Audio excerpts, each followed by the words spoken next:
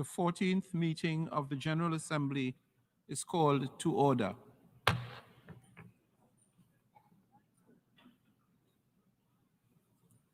The Assembly will continue its consideration of Agenda Item 8 entitled General Debate.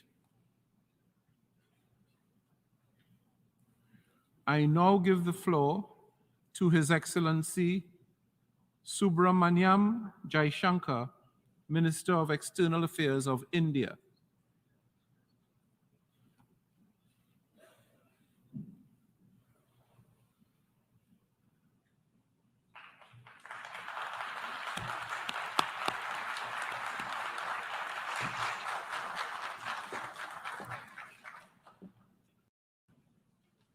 Mr. President, Excellencies, distinguished members of the General Assembly, Namaste from Bharat.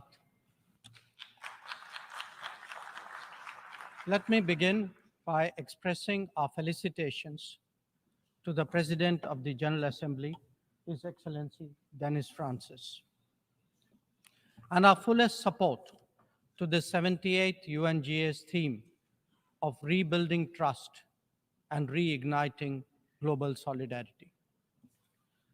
This is an occasion to take stock of our achievements and challenges, even while sharing our aspirations and goals. And indeed, in regard to both, there is much that India has to share. Mr. President, the world is witnessing an exceptional period of turmoil. As it is, structural inequities and uneven development have imposed burdens on the global south.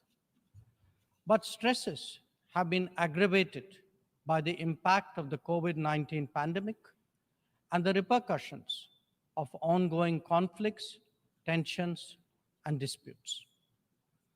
As a result, socio-economic gains of recent years have been rolled back, resources for sustainable development are severely challenged, and many countries really struggle to make ends meet. Navigating the future appears even more daunting today.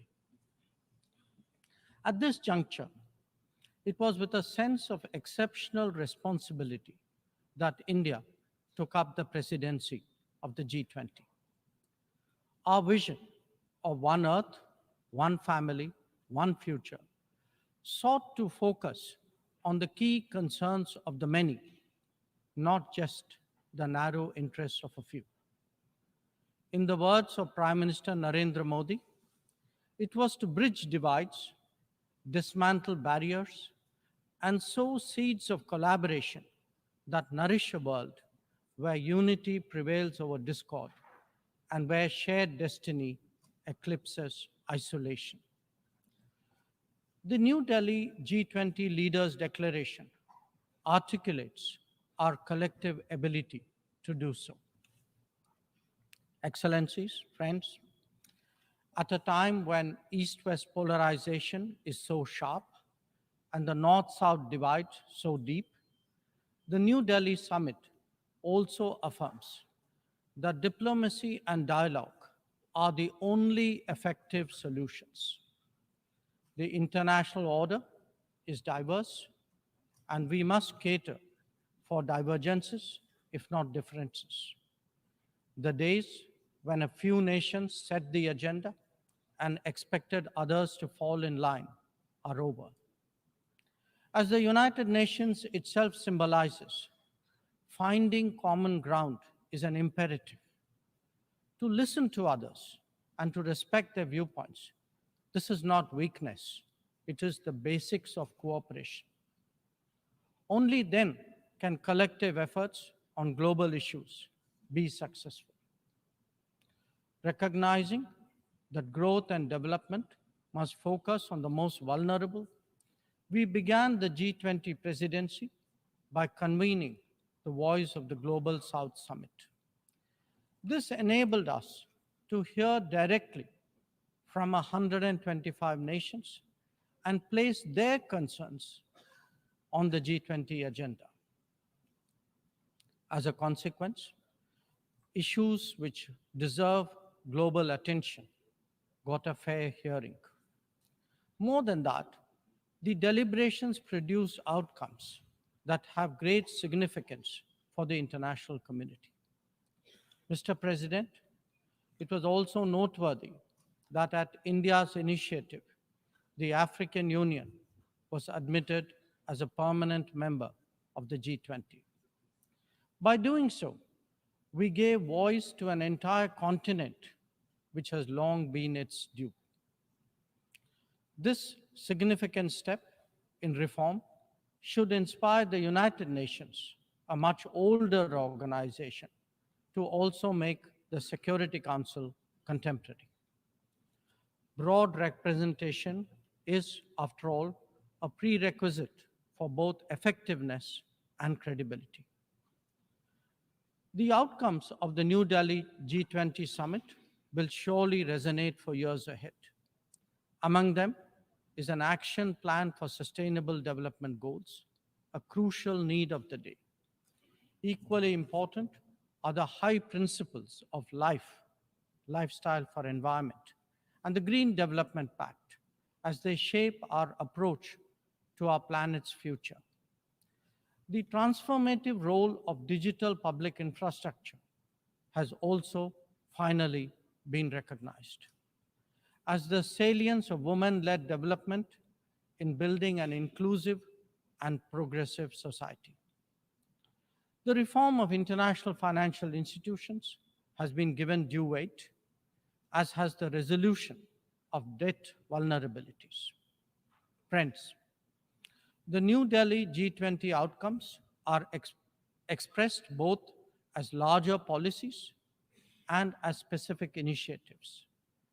They could be about building cities for tomorrow, or fighting corruption, eliminating hunger, or delivering quality education, ending plastic pollution, or preserving the ocean-based economy, or for that matter, enhancing food security, or even mapping global skills. Some address long-standing issues like gender divide and climate action. Others focus on new concerns such as responsible harnessing of artificial intelligence.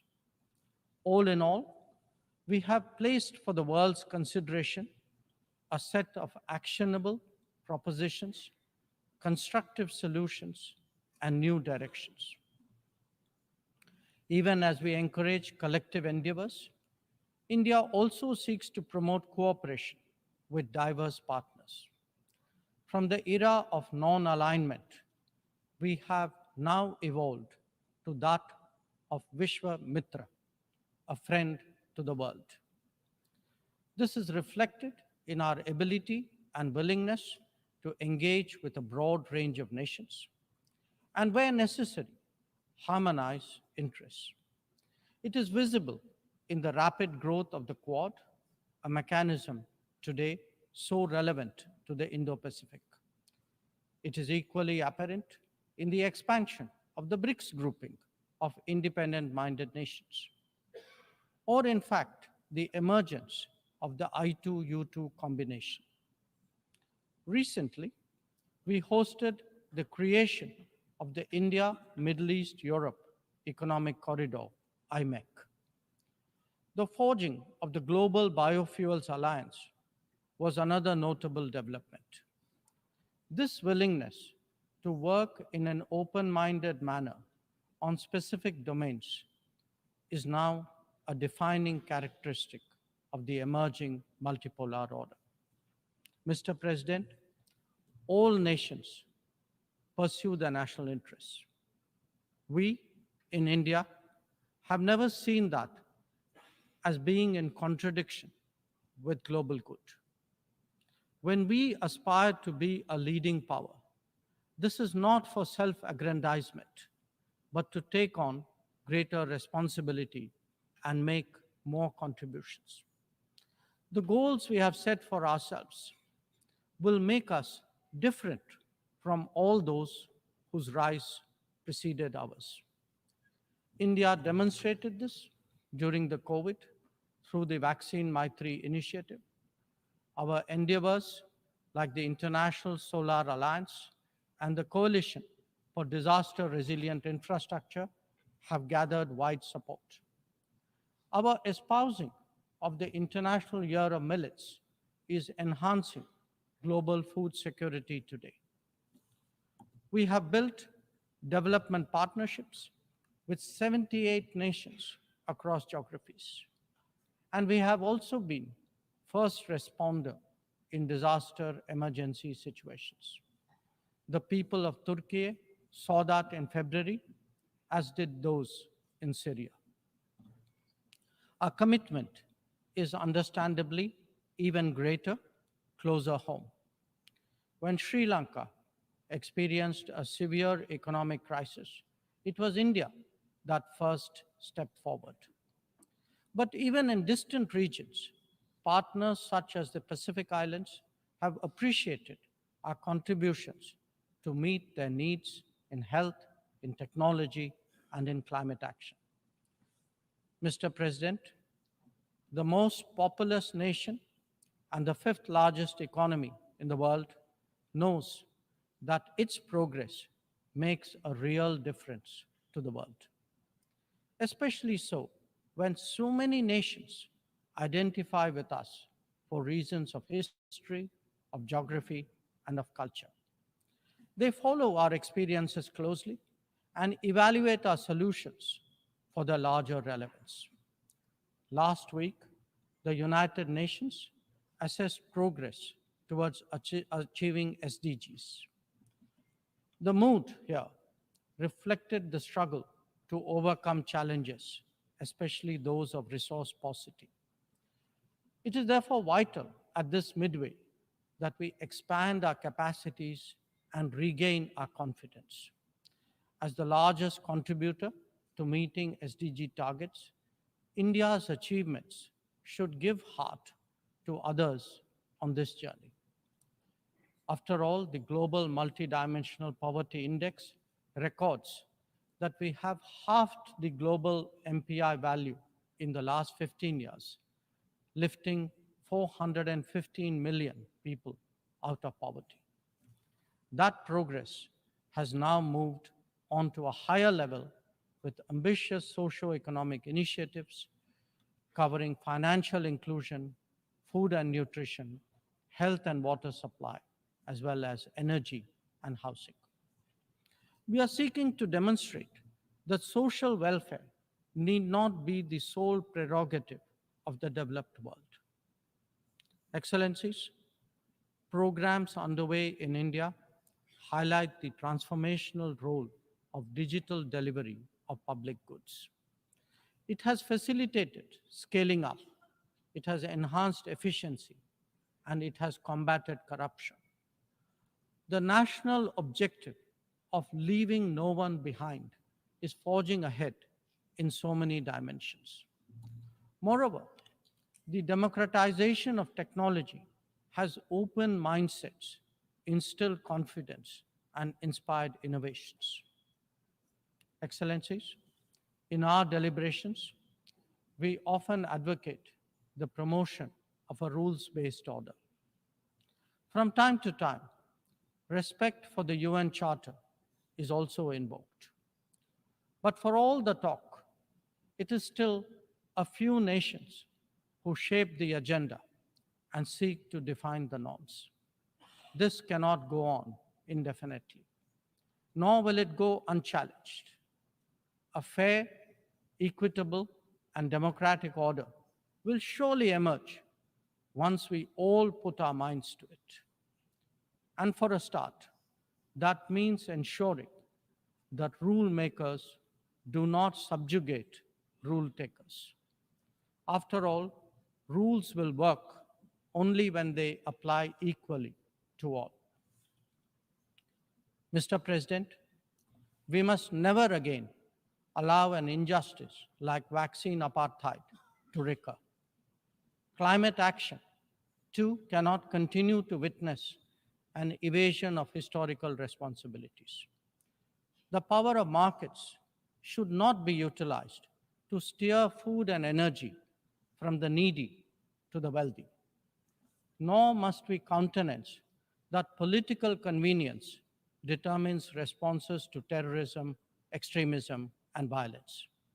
Similarly, respect for territorial integrity and non-interference in internal affairs cannot be exercises in cherry picking. When reality departs from the rhetoric, we must have the courage to call it out. Without genuine solidarity, there can never be real trust. This is very much the sentiment of the Global South. Next year, the United Nations will be hosting the Summit of the Future. This should serve as a serious opportunity to drive change, champion fairness, and reform multilateralism, including the expansion of the Security Council memberships. We must address global challenges imbued with the conviction that we are one Earth and one family with one future. Excellencies, friends, India has entered the Amrit Kal, a quarter century where greater progress and transformation awaits us. We are confident that our talent and creativity, now so visibly unleashed, will power us forward. The world saw a glimpse of what is to come when our Chandrayaan-3 landed on the moon. Today, our message to the world is in digitally enabled governance and delivery, in the widening ambit of amenities and services, in rapidly growing infrastructure, and in our energetic startup culture. It is visible too in vibrant cultural expressions, such as in the arts, yoga, wellness, and lifestyle. Our latest assertion is in a path-breaking legislation to reserve 1/3 of the seats for women in our legislatures. Mr. President, I speak for a society where ancient traditions of democracy have struck deep modern roots. As a result, our thinking, approaches, and actions are now more grounded and authentic. As a civilizational polity that embraces modernity, we bring both tradition and technology equally confidently to the table. It is this fusion that today defines India, that is Bharat. I thank you, Mr. President.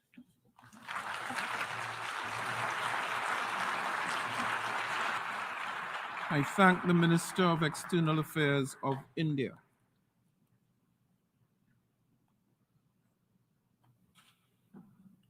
I now give the floor to Her Excellency Kamina Johnson-Smith, the Minister of Foreign Affairs and Foreign Trade of Jamaica.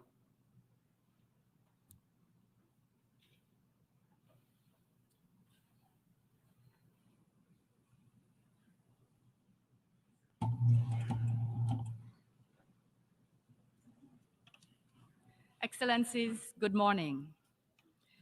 Mr. President, on behalf of the government and people of Jamaica, I extend warmest congratulations to you on your election. We are proud to see a son of the Caribbean presiding over this pivotal 78th session of the General Assembly. We share your vision of a world in which trust is rebuilt, global solidarity is reignited, and action is accelerated for the benefit of all our peoples. You can count on our fullest support in this endeavor. Mr. President, we meet at a time when the need for deliberate action is urgently needed on several global fronts. The Secretary General has sounded the alarm and issued strong appeals for greater ambition and action. Young people all over the world have been expressing their frustrations and have been calling for more from us as leaders. We must act now if we are to meet the hopes, dreams, and aspirations of present and future generations. Jamaica has long been committed to ambition and action beyond our size.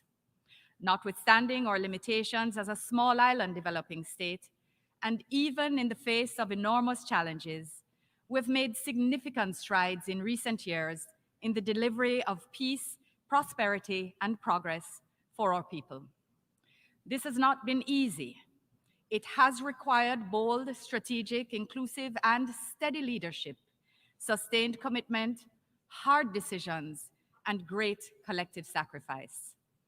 We are a country with a strong track record of peace, democratic traditions, political stability, and respect for human rights. We are also now an economy which is growing in resilience and sustainability, having emerged from the pandemic in acceleration mode, a place where businesses can easily be started and can thrive, where jobs are being created for women and men. Inspired by our motto, out of many, one people, we are building a cohesive society with opportunities for everyone to achieve their potential. Mr. President, peace is not merely the absence of conflict. It is a social condition defined by mutual respect and the acknowledgement of our shared humanity. It permits our societies to channel our collective energies towards building a better future for ourselves, our children, and generations to come. In our own journey towards peace, as we tackle the twin-headed monster of crime and violence, Jamaica has invested heavily in the men and women of our security forces and the technology and infrastructure needed to support their work. Improved working conditions, increased mobility, use of forensics, and new legislative tools are delivering results. In this regard, we welcome a 22% reduction in serious crimes since the start of the year. But, Mr. President, we know there is much more to be done. We are committed to using every lawful tool to save lives, to social cohesion, inclusivity, and respect for the inherent dignity of every human being. And these elements are now embedded in the training and capacity building of our security forces. Furthermore, we await the report of the Violence Commission appointed by Prime Minister Andrew Holness to make recommendations for the fundamental, holistic, and inclusive solutions to the multifaceted challenges wrought by violence. We simply cannot, however, win this fight alone. Small island states like ours with porous borders rely on global partnerships to combat trafficking in persons, arms, and drugs. Jamaica does not manufacture guns or ammunition.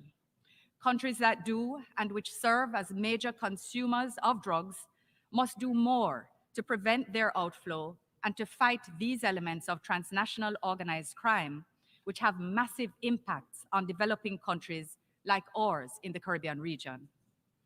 Last year, in this very hall, Prime Minister Holness called for a war on guns comparable to the war on drugs. As he also said more recently at the International Drug Enforcement Conference, which Jamaica co-hosted, I quote, "The war on drugs must be reciprocated, complemented, and fought in parallel with the war on guns. Our joint efforts not only seek to combat illegal firearms and drugs, but also to fortify international collaboration, reinforcing our pursuit of justice and security.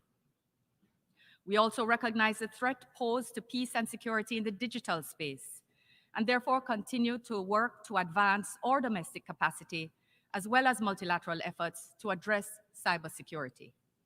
We're also honored, therefore, to lead CARICOM's work towards the conclusion of a UN Convention on Cybercrime to buttress global measures.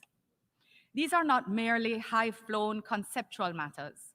They have direct implications for the efforts by governments of developing countries like Jamaica to deliver safer communities, real and virtual, in which families can live, work, go to school, and achieve their dreams.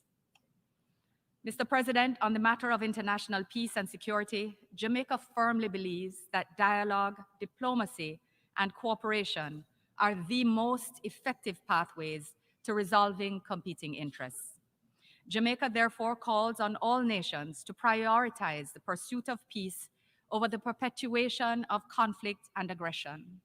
We reiterate our call for an end to the war in Ukraine and urge parties to regional and civil wars to choose dialogue and coexistence over conflict, as it is ordinary people and the most vulnerable people who suffer the devastating consequences of war.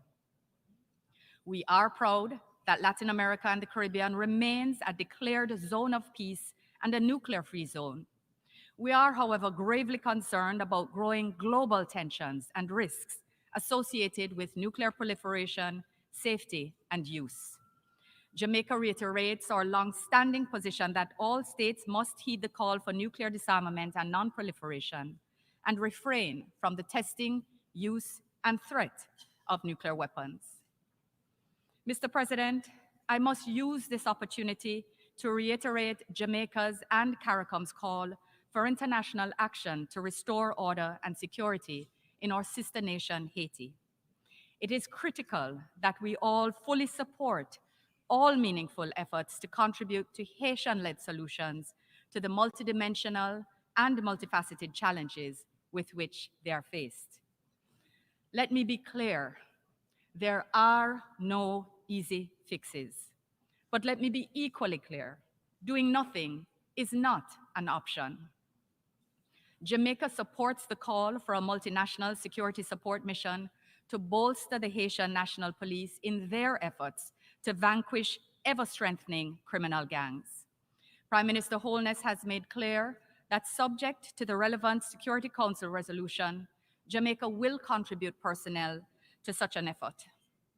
We listened in Port-au-Prince when we visited with the CARICOM mission earlier this year. We have also heard the clear call of the majority of the Haitian people as reflected in the polls conducted in Haiti by reputable local civil society and international agencies. We therefore urge the permanent members of the Security Council to put aside geopolitical sensitivities and to answer the call of the majority of the Haitian people and their brothers and sisters in the Caribbean region.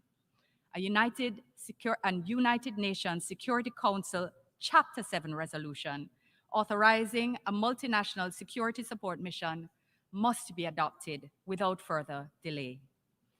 We join CARICOM's commendations of President Ruto for Kenya's steadfast commitment to lead such a mission and welcome the offers from other countries, including from our own region. We call on other capable countries, other capable regions, to lend their financial, human, logistical, and in-kind support to ensure that the mission on which we must embark will be effective in delivering peace and stability for the people of Haiti. Despite the many competing issues, Jamaica cannot be more clear. Ordinary Haitians are suffering. Humanitarian support cannot be distributed in insecurity. Hospitals cannot deliver care in insecurity. Children cannot go to school in insecurity. Men and women cannot go to work in insecurity. Candidates cannot offer themselves for election in insecurity, nor can citizens vote in insecurity. The situation can and will become even worse if we do not act without delay. Peace and reasonable stability are indisputably necessary preconditions for each and every aspect of support, short, medium, and long-term development in Haiti, including the holding of free and fair elections. Rest assured, Excellencies, that only chaos will reign if the international community remains distracted and fails to act. We must meet the moment.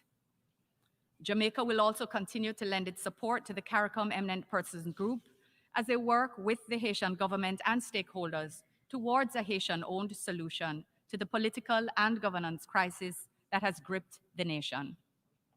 Having hosted the first EPG meeting with stakeholders in Kingston in May of this year, we remain unwavering in our commitment to working towards a sustainable political outcome.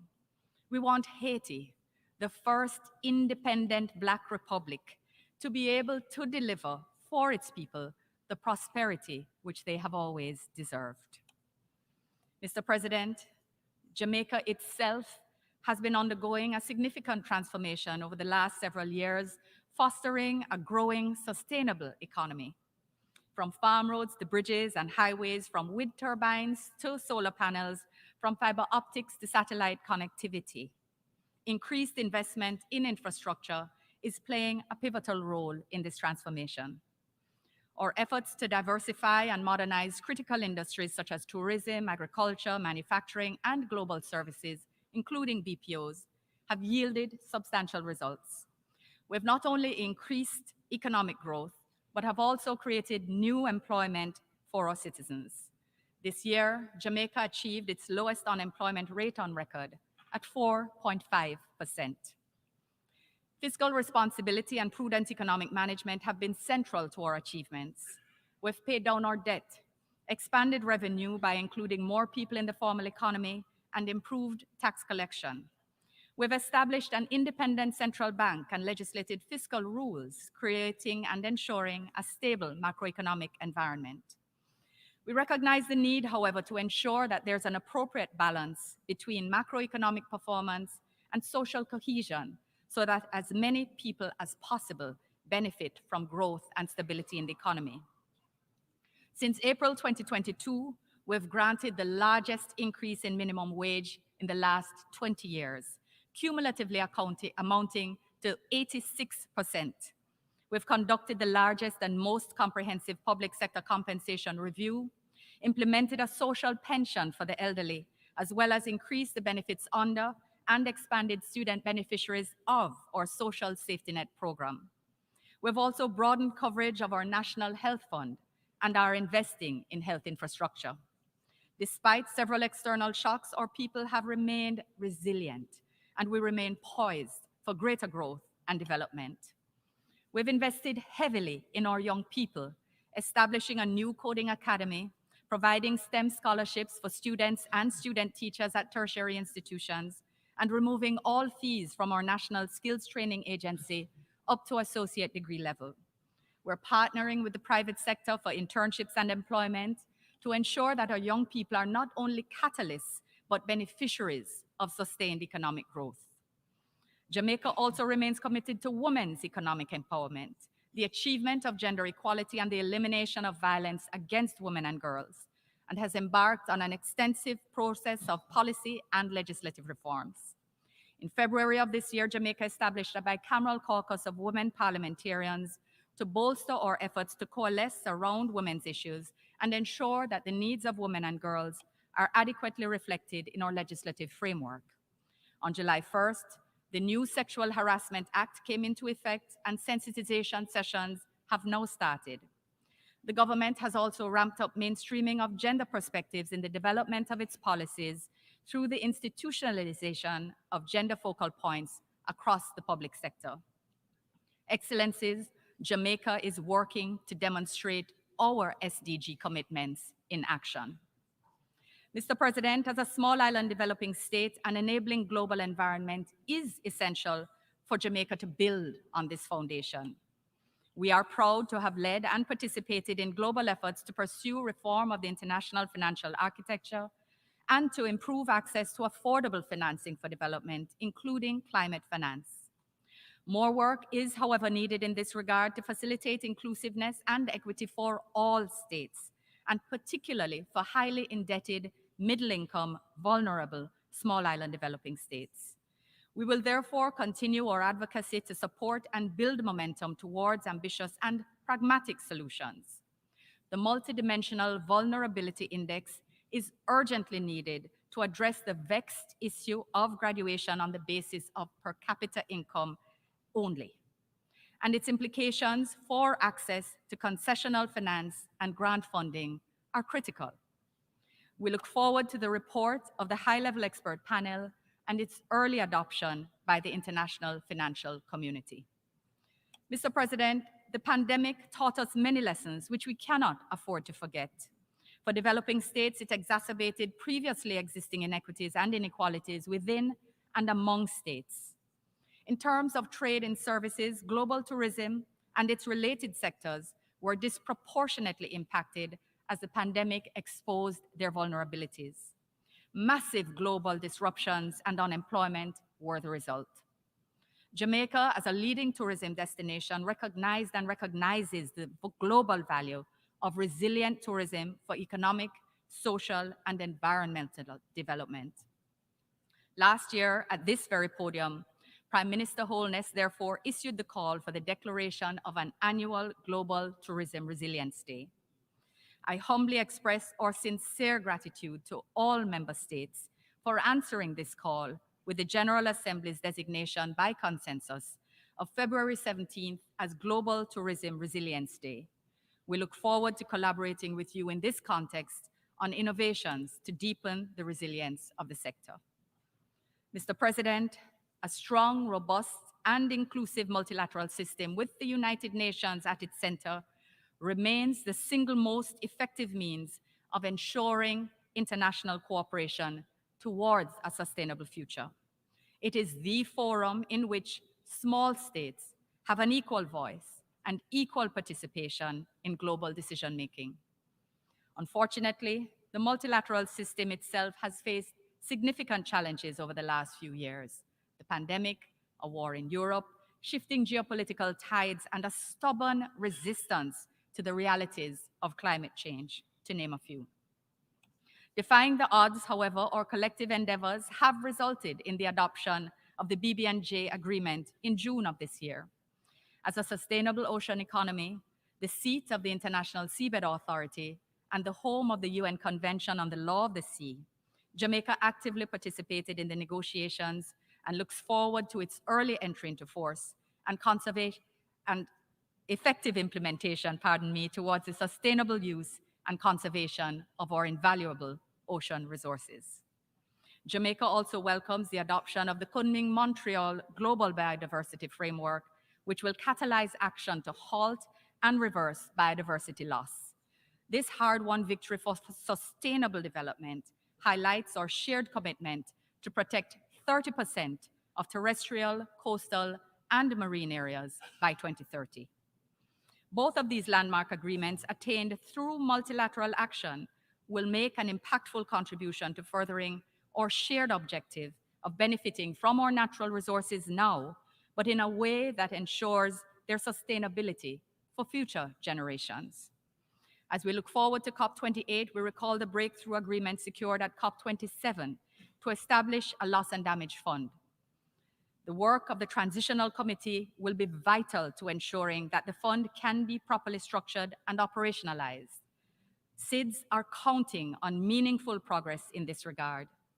We also expect that all states will commit to the achievement of net zero fossil fuel production and to keeping 1.5 alive.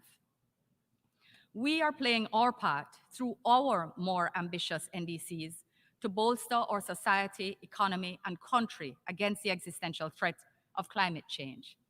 In that regard, we're working assiduously to reduce greenhouse gas emissions, to increase reforestation, including through our 3 million trees in 3 years project, to reduce plastic waste, including in the marine environment, to accelerate the energy transition towards renewables, and to address coastal erosion and risks to biodiversity both on land and at sea.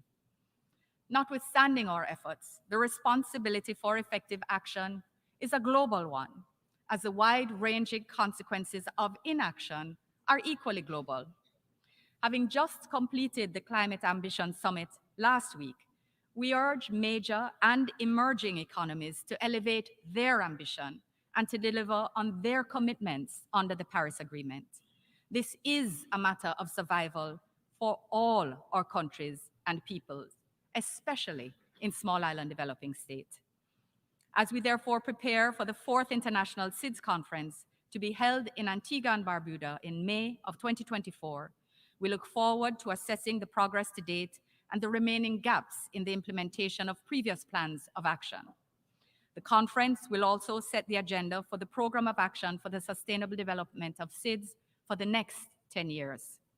Jamaica looks forward to having tangible outcomes, focusing on the climate crisis, biodiversity, and issues related to debt. Mr. President, as we mark the midpoint of the 2030 agenda, we must channel our fullest efforts towards accelerating achievement of the SDGs through partnerships and a whole-of-society approach. At the SDG Summit last week, we recognized the mutually reinforcing and cross-cutting natures of the SDGs, and that we all must turbocharge our efforts to attain the transformation we need for people, planet, and prosperity. As we all work towards the attainment of the SDGs, Jamaica joins the international community in the unanimous call for ending the economic, commercial, and financial embargo imposed against Cuba. Mr. President, our shared commitment to achieve progress, prosperity, and sustainability for all cannot be fulfilled until we have definitively closed the chapter on slavery and its legacies in our global history. This residual impact of immorality of slavery and the transatlantic slave trade has lingered for far too long, and justice and accountability are long overdue. The systemic imbalances caused by centuries of exploitation constitute the foundation of the persistent underdevelopment which countries like Jamaica have worked hard to overcome. Jamaica, therefore, reaffirms its determination to further the call for the international recognition of reparatory justice as a necessary path to complete healing, restoration of dignity, and progress for people of African descent. Together, we must stride confidently forward in good faith, building on the lessons of that horrific past and moving purposefully towards a common future.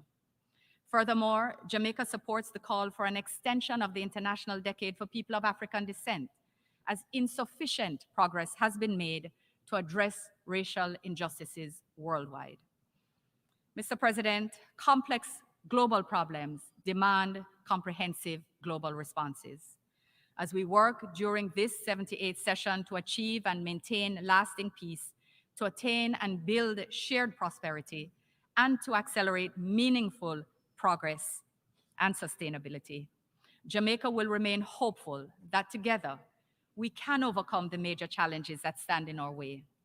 Genuine political will and innovative thinking are required to not only identify the solutions, but to pursue them diligently and consistently until the desired results are achieved. I assure you, Mr. President, Excellencies, and all delegations of Jamaica's unwavering commitment and partnership in this noble effort. I thank you.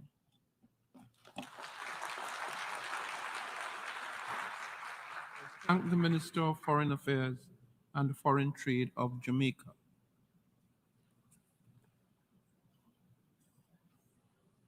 I now give the floor to His Excellency Tande Dorji, Minister of Foreign Affairs of Bhutan.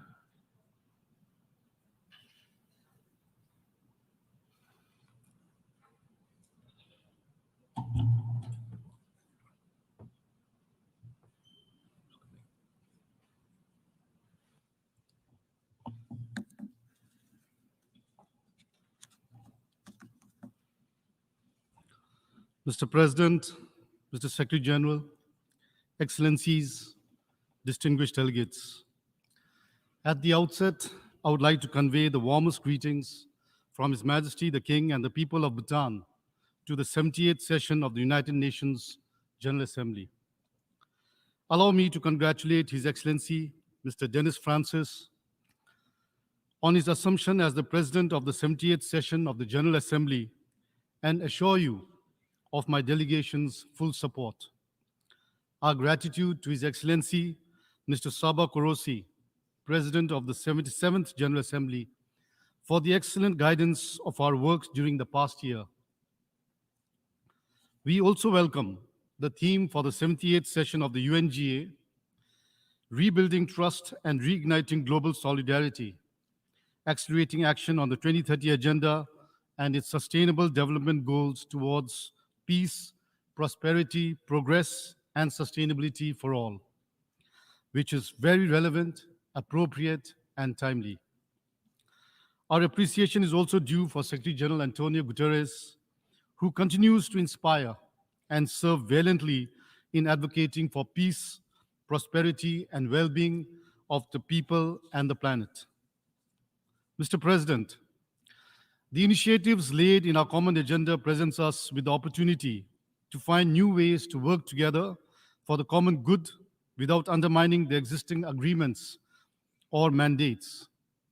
Bhutan is happy to engage constructively in preparing for the Summit of the Future and work towards elaboration of a global digital compact, which would, among other things, accelerate the implementation of the 2030 Agenda for Sustainable Development and the achievement of the SDGs.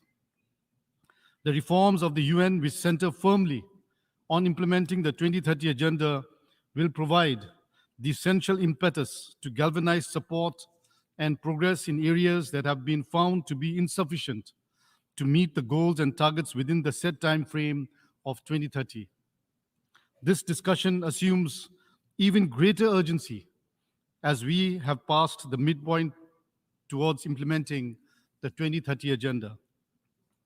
This is further exacerbated by the conflicts and the looming climate emergency, which have thrown efforts towards achieving the 2030 Agenda and the SDGs off track. We need to refocus our priorities by shifting gears and turning our commitments into action. In this regard, we support the Secretary General's SDG stimulus, which aims to significantly increase affordable long-term financing for development and scale up affordable financing to ensure that the 2030 Agenda regains its traction. Mr. President, under the guidance of our visionary leaders, Bhutan embarked on its development path with a holistic guiding philosophy that we call gross national happiness, or GNH. When the world leaders adopted the 2030 Agenda in 2015, it was apparent that the SDGs presented high levels of synergy with our own development philosophy of GNH. Therefore, mainstreaming SDGs into our national plans and their implementations came very naturally. I'm happy to share that Bhutan is well on track to achieving the Sustainable Development Goals and on our part to reaffirm our commitment to undertake concrete actions to fulfill the 2030 Agenda. Today, after more than 5 decades of planned economic development, Bhutan is set to graduate from the list of least developed countries at the end of this year. It is the result of strong and benevolent leadership, guidance from successive monarchs, the hard work of our people, and above all, the generous assistance from all our development partners.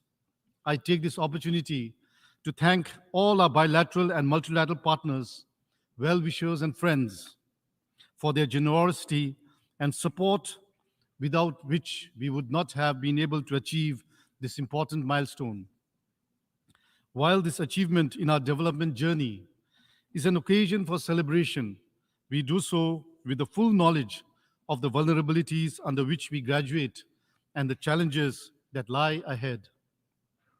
The Royal Government looks forward to a smooth transition, and the 13th Five-Year National Development Plan, which is set to commence early next year, is critical to ensure that our graduation is smooth, sustainable, and irreversible. Here, we look forward to the continued goodwill, support, and assistance from our development partners. We are also hopeful that there will be universal support for the full implementation of the Doha Program of Action that is critical for the LDCs, for graduating countries, and newly graduated countries. Mr. President, devastation and destruction from extreme weather events and natural disasters are taking place at levels never seen before, with studies pointing to climate change as the main responsible factor. I would like to convey Bhutan's sympathies and our deepest condolences to all those affected by these unfortunate events in the past year. Bhutan has also been affected by extreme weather phenomena with increasing frequency and ferocity of natural disasters such as glacial lake outward floods or GLOF, flash floods, windstorms, and landslides. Unpredictable rain and weather patterns have wrecked the lives of farmers and people across the country. These are serious causes of concern which have consequential impacts on the assets and the livelihoods of our people and our hard-earned development gains. Bhutan falls within the Hindu Kush Himalayan region. The Intergovernmental Panel on Climate Change Working Group report confirms that the rate of ice sheet loss increased at an alarming rate in the last 3 decades, with the region experiencing glacier mass loss by 65%. Even if global warming is limited to 1.5 degrees Celsius, 1/3 of the glaciers in the Hindu Kush Himalayan region will disappear by the end of the century. For countries like ours, this means permanent loss of water resources for agriculture, hydropower generation, natural resources, and increased risk of disaster events. The melting of our glaciers also contributes substantially to rising sea levels and triggers a host of cascading effects, including coastal erosion, flooding, and permanent land submersion. On our part, we have done all we can, and Bhutan's leadership in sustainable development and environmental stewardship has been well recognized globally. We are fortunate that the past investments in environmental conservation are reaping climate dividends. Our forests not only serve as a carbon sink for greenhouse gas emissions, but also provide valuable ecosystem services of clean water for drinking, agriculture, and hydropower. We are committed to remaining carbon neutral and reaffirm our pledge to fulfill our commitments to the Paris Agreement. While welcoming the breakthrough agreement to provide loss and damage funding for vulnerable countries on the front line of the climate crisis during COP27, we are hopeful that progress will be made and that it will be operationalized by the time of COP28. In addition, we need to mobilize new and additional climate financing while ensuring balance between financing for mitigation and adaptation. We also need to forge strong international cooperation in coming up with viable projects and partnerships to scale up investments in alternative renewable energy, to reduce our dependence on fossil fuels, particularly in the manufacturing and transport sectors. Mr. President, Excellencies, although being a small developing country with a population of less than 1 million, Bhutan has always worked constructively with other member states to realize the noble objects of the United Nations since its membership in 1971. Among others, Bhutan remains fully committed to the cause of international peace and security, which is one of the key mandates and objectives of the United Nations. Bhutan joined the Fraternity of Troops and Police Contributing Countries in 2014 to contribute its part towards maintaining international peace and security. It signifies our commitment to share the burden along with other member states. Since then, Bhutan has been working towards gradually broadening and deepening our engagement in the UN peacekeeping operations. I am happy to share that in November 2022, Bhutan deployed its first uniformed contingent to the UN Multidimensional Integrated Stabilization Mission in the Central African Republic, MINUSCA. Bhutan has also pledged an integrated formed police unit, and we are working towards fulfilling this pledge. We stand ready to deploy our FPU whenever the United Nations calls upon us to do so. The Royal Government would like to express our appreciation to the Department of Peace Operations and the Department of Operational Support of the United Nations Peacekeeping for the guidance and support to Bhutan's participation in this very important mandate. Mr. President, effective multilateralism must address the concerns of the less powerful nations of the world. The global governance architecture has not delivered the equity and inclusion that is required to ensure that the ideals of the common agenda are carried out. The increasing fragmentation, polarization, and growing inequity we witness in the world today only serves as an urgent cry for strengthening multilateralism to forge greater political resolve, solidarity, and to practice compassion. Bhutan has consistently maintained that the reform of the UNSC must progress hand in hand with the reform of the entire UN system. The reform must accommodate the interests and concerns of all member states, particularly of those unrepresented and underrepresented. We believe that the UNSC must evolve to stay relevant and effective to address the multifaceted challenges of our times, and in this regard, Bhutan supports the expansion of both the permanent and non-permanent categories of the Security Council. We continue to believe that in a reformed council, India and Japan must be included as permanent members, so as members from the African Union. Mr. President, under the leadership of His Majesty the King, the government has initiated and implemented a number of reforms across all government agencies and sectors. Having learned valuable lessons from the COVID pandemic, we are convinced that business as usual cannot be the norm. Urged by the expectations of our people, the need to overcome our vulnerabilities, and to progress as an advanced nation, we have undertaken major transformations so as to enhance public services, accelerate the economy, sustained the development gains while promoting and preserving our core values, which are our tradition and culture, and most importantly, our environment. There are a number of foundations on which these reforms are built. One of the most important and critical of these is leveraging technology for nation building, without which we will be left behind. With the enactment of the National Digital Identity Act, Bhutan became the first country in the world to enact a legal framework for implementing self-sovereign identity. This will serve as the foundation on which all other services will be accessed and provided to citizens digitally. Over the past decade, strong political, social, and economic institutions established under the guidance of our monarchs have taken firm root to set the foundation for a functional and vibrant democracy. As we look to the future, Bhutan will continue working with all member states to ensure that the United Nations continue to play an instrumental role in promoting peace and security, and a UN that is fit for purpose in the 21st century.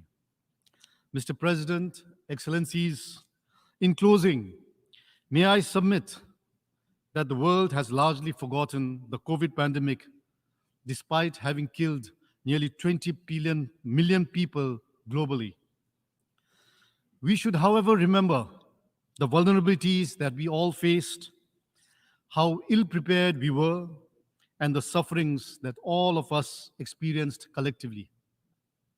We have all seen the best and worst of humanity and global cooperation. Today, as we emerge victorious from the pandemic, we must learn from the lessons and prevent any such catastrophe from occurring in the future. From the Spanish flu in 1920 to the SARS outbreak in 2002, it took nearly 80 years for a global pandemic to emerge. And ever since, we have seen rapid incidences of potential pandemics, such as MERS in 2012, Ebola in 2014, Zika in 2016. And as the name SARS-CoV-2 suggests, SARS-CoV-3 may just be around the corner, brought about by climate change, massive loss of habitat, and ever-increasing interaction between humans and animals. We must all acknowledge our interdependence and the importance of working closely together and collaborating with each other to combat our common challenges. While each of our countries have our own priorities, we must not forget that we share this world together, and therefore we should all prioritize global well-being, preparedness, and cooperation. Together, we can. Thank you. Tashtilel.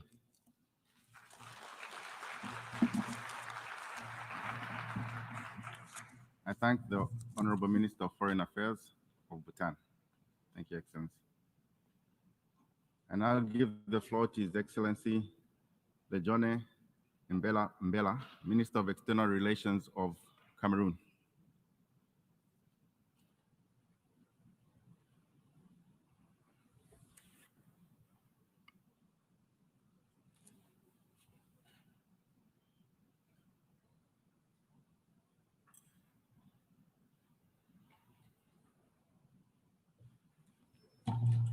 Your Excellency.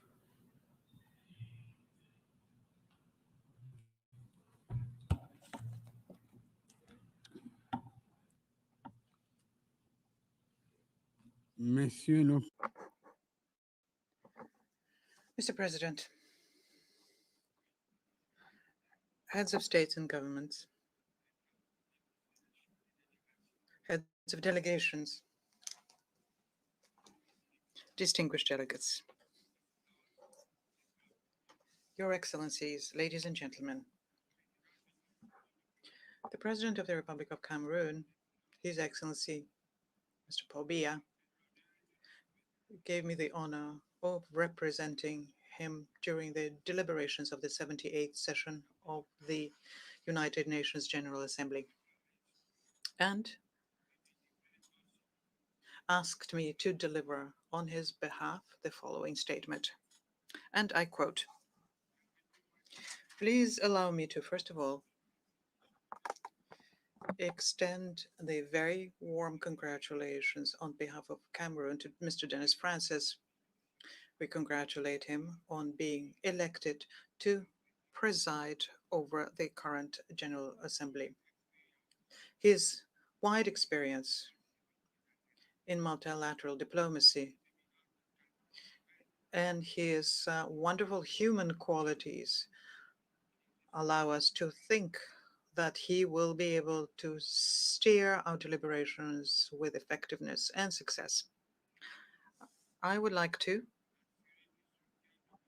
assure him of the support he will have from my country as he discharges his honorable duty. And I take this opportunity to also congratulate his predecessor, Ambassador Shabar Qureshi, who worked hard to prepare the many high-level meetings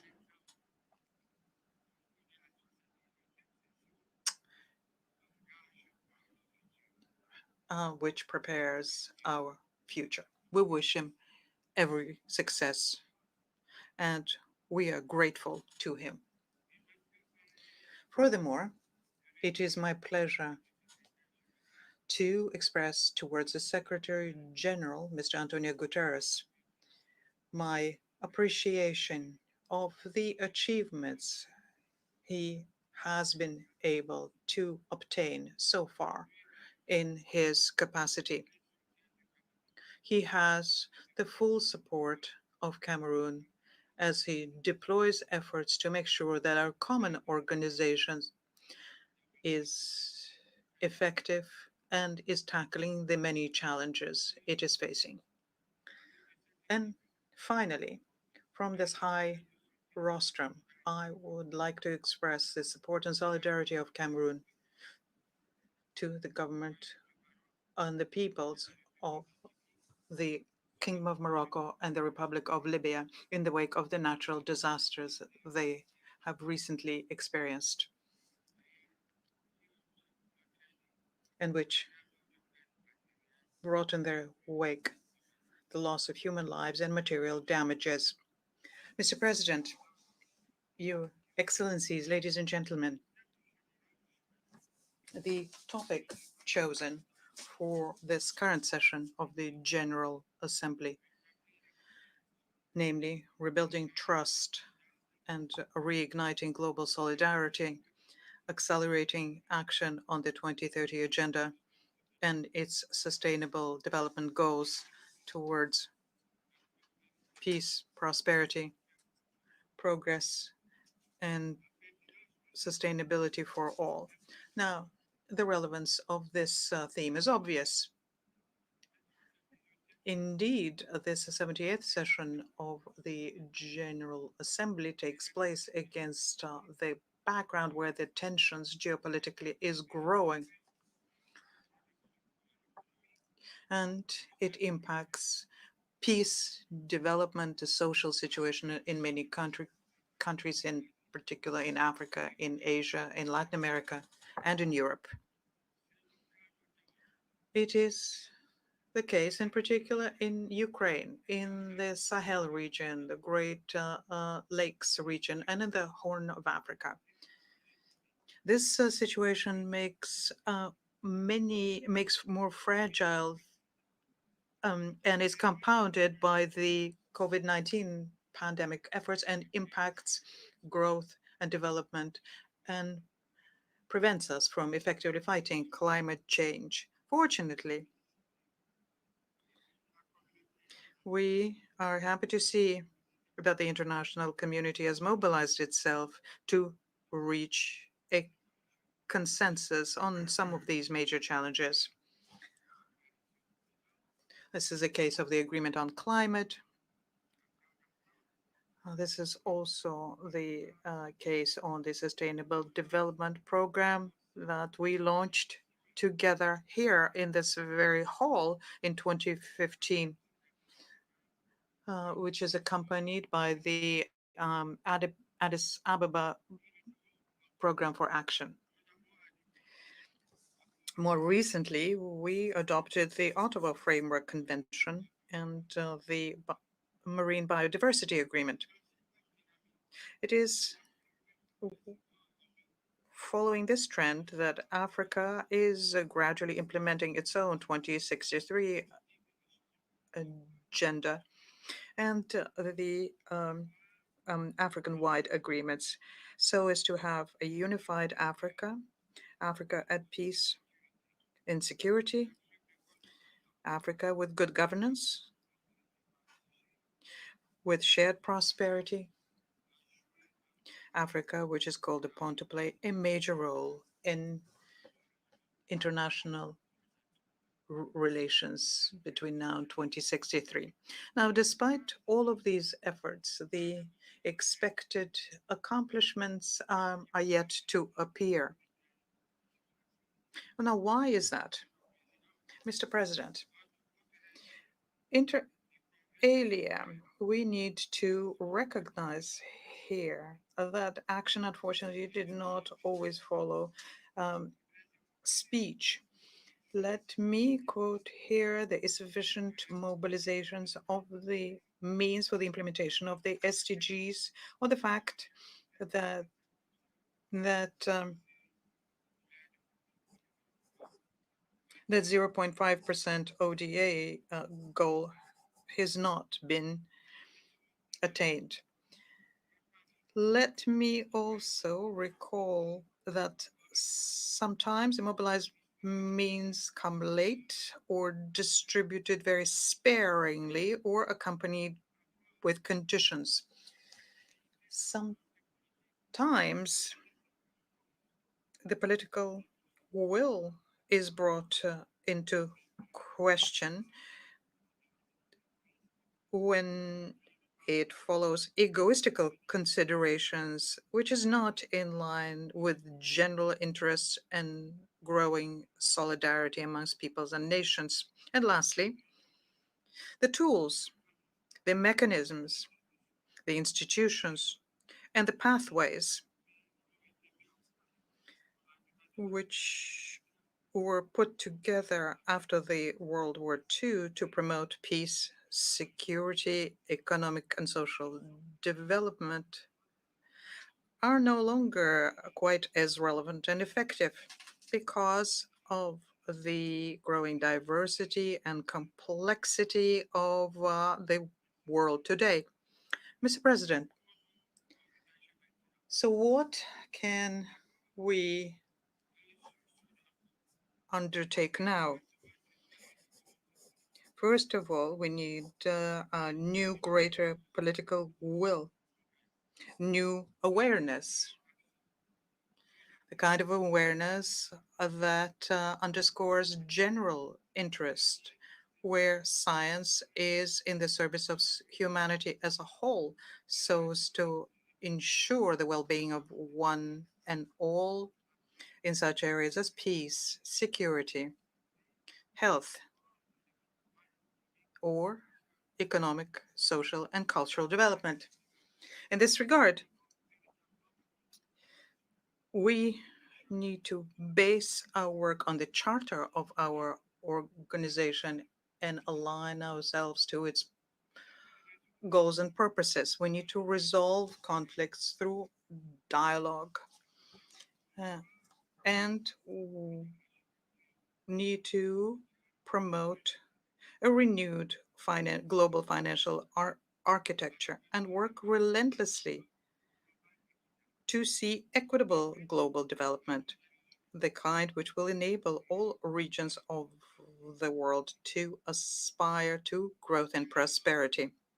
These are, in any event, the goals of Africa in Agenda 2063, establishing continental free trade areas.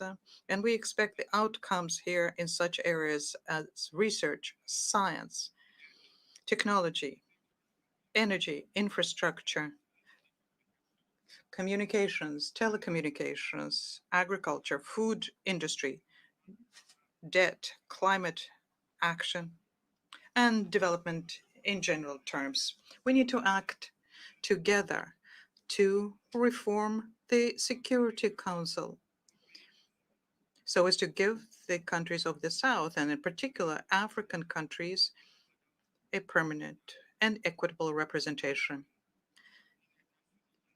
Indeed, countries are represented on the Council, but Africa is the only continent that has never had permanent representation within the Council, whereas two-thirds of its activities take place on the continent. It is an injustice that needs to be rectified. And that is why we reaffirm our support to the Esselwini Consensus and the CERT Declaration and ask for 2 permanent posts and 3 non-permanent ones for Africa on the Security Council. Mr. President, Your Excellencies, ladies and gentlemen, Cameroon is committed to the commitments it undertook in terms of solidarity, and was the first country to ratify the Paris Climate Agreement, and together with other countries in the Congo Basin, we work together to find a solution to climate change. We're also one of the pioneer countries in operationalizing the agreement on the Continental Free Trade Agreement. And we proposed a plan for implementing the SDGs and Agenda 2063. We have on this a national development strategy to make sure that our country becomes an emerging economy. We also passed all of the necessary reforms for economic and social development and for good governance based on decentralization.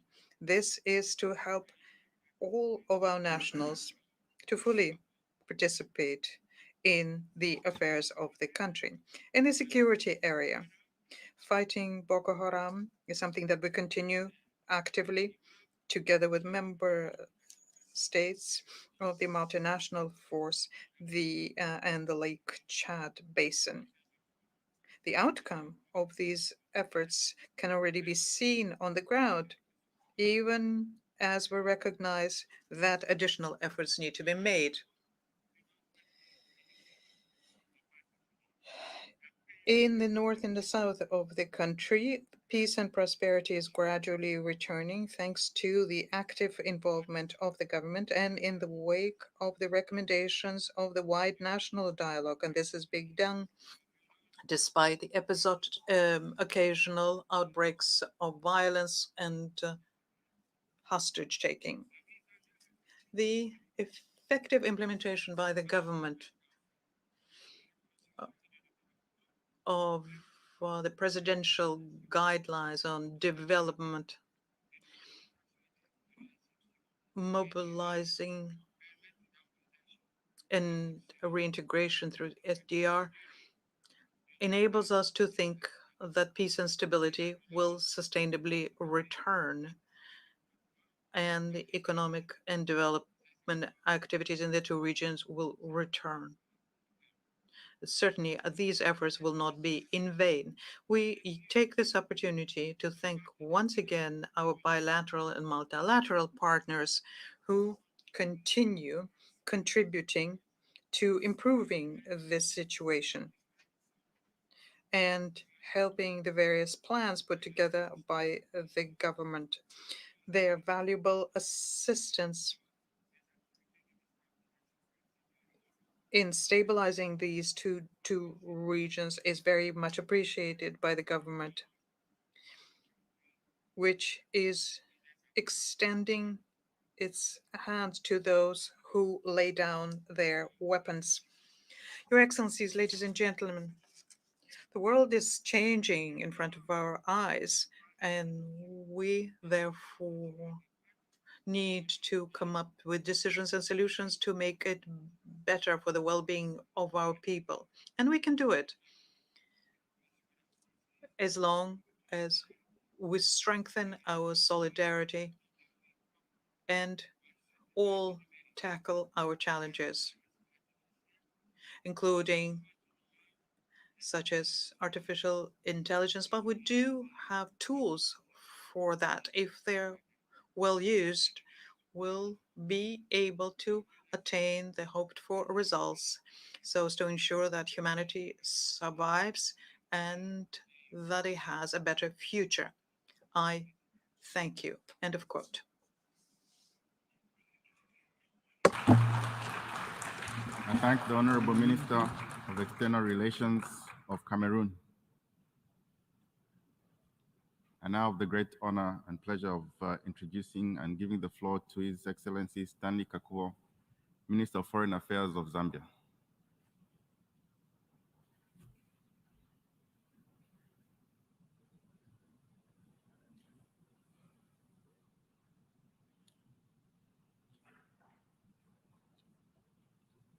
Your Excellency, the floor is yours.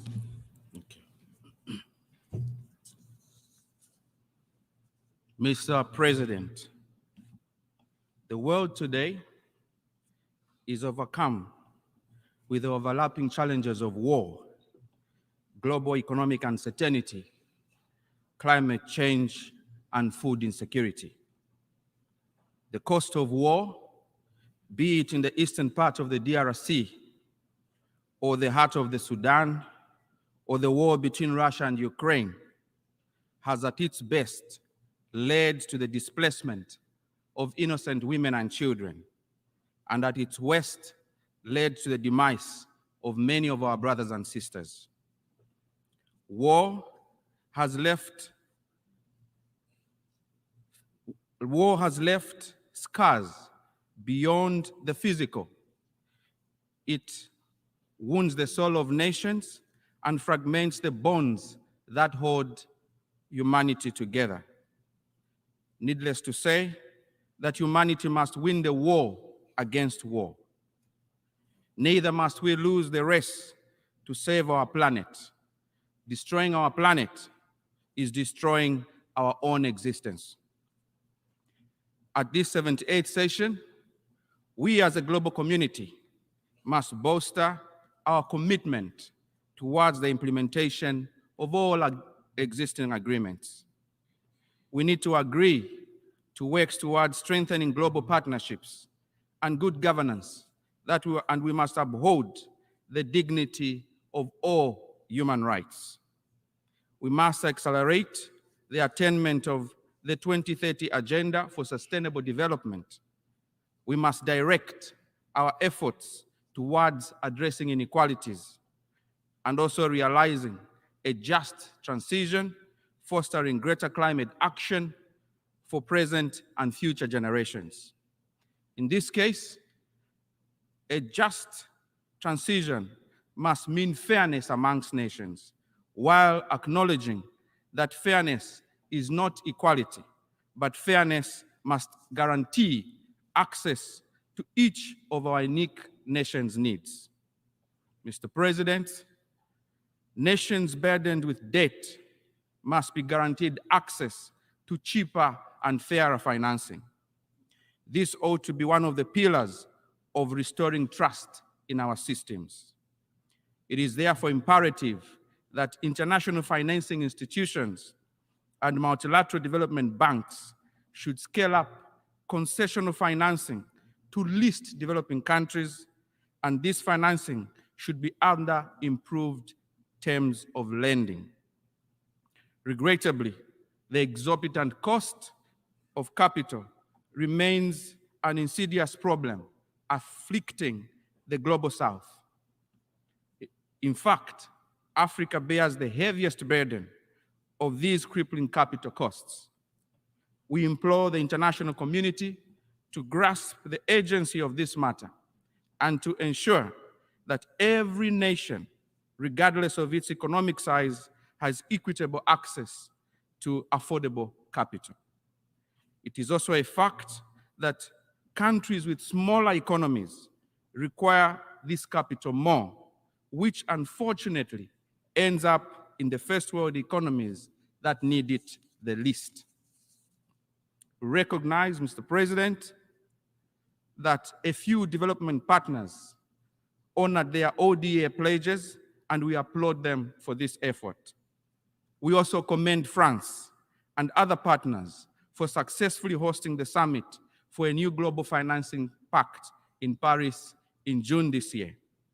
Zambia further expresses its appreciation to the Official Creditor Committee under the G20 framework, with a special note of gratitude to the co-chairs, China and France, along with the Vice Chair, South Africa. Their diligent work and collaborative spirit has played an indispensable role in reaching an important debt restructure agreement for Zambia's heavy debt burden.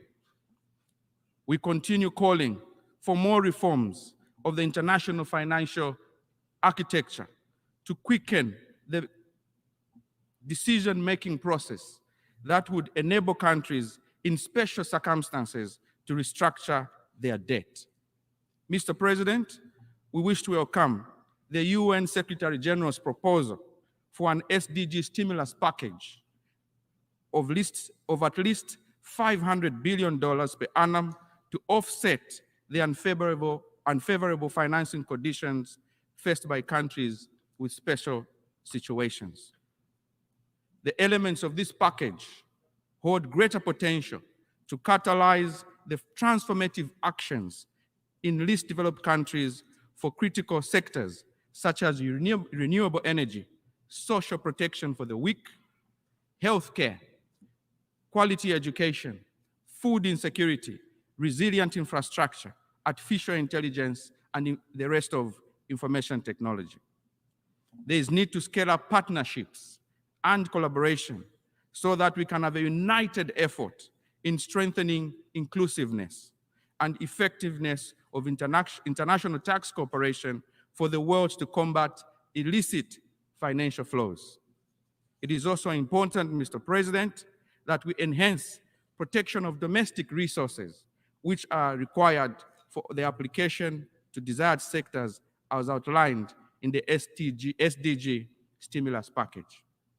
Mr. President, with regards to climate finance, we wish to emphasize the need for an effective implementation mechanism for loss and damage fund as agreed upon at COP27.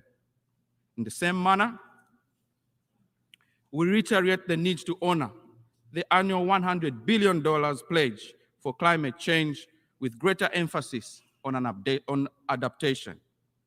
This, Mr. President, is very crucial if we are to uphold the credibility of global efforts that are aimed at addressing climate injustices and protect our planet from further degradation. Mr. President, to complement access to affordable finance, countries need to enhance trade and investment as the engine of economic development and job creation at both regional and multilateral levels. Under the Common Market for East and Southern Africa, Zambia is leading the COMESA integration strategy through reducing barriers to trade and encouraging free movement of business persons and goods. Mr. President, in this era of instant communication and globalized economies, the well-being of one nation profoundly impacts the well-being of another. Leveraging the transformative capabilities of digital technology, especially artificial intelligence, we aspire to enhance the quality of life of our citizens. Imagine using AI to deliver life-saving medicines to that seemingly forgotten grandmother in a village in Africa. Also, imagine the grand transformation we can achieve in harnessing the fertile soils of countries like Zambia using the technology of precision irrigation.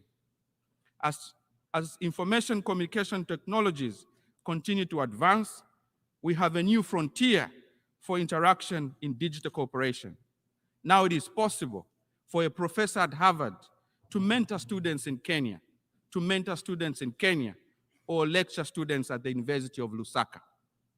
The advancement in digital technology makes it possible to improve the quality of lives of our people by creating new jobs and opportunities for youth, as well as providing access to top-class education and quality health care for all. It is therefore very important, Mr. President, that we continue to forge new alliances on the development and use of technologies, also the creation and sharing of digital resources and content, as well as the development of regulations and policies that govern the use of digital technologies to promote socio-economic development. We also need to enhance cooperation and ensure that the digital space and all technology are used in a responsible manner. We therefore call for the support and investment in digital infrastructure and provision of its access, particularly access of affordable devices and internet services in underserviced communities in least developed countries. Mr. President, the empowerment of women and girls is crucial and is important and very decisive in overcoming poverty in all society. Beyond economic empowerment, women need to we need to put emphasis on women and all programs that will promote their well-being. This is why, Mr. President, as the African Union's champions on ending child marriage, President Hichilema will continue to enhance the collaboration in preventing and wiping out the scourge of early and child marriages so that we can foster an environment conducive for children to have a chance in life. Consistent with this, Mr. President, Zambia is in collaboration with the African Union. In collaboration with the African Union, will this year host a conference for traditional and religious leaders across Africa aimed at advancing a culture that promotes inclusive development and prevention of early child marriages. Mr. President, Zambia, in line with our reputation as a beacon of peace on the African continent, we will continue to champion the cause of peace, security, and stability as the prerequisites for sustainable development. Because without peace, Mr. President, our joint developmental efforts will be in vain.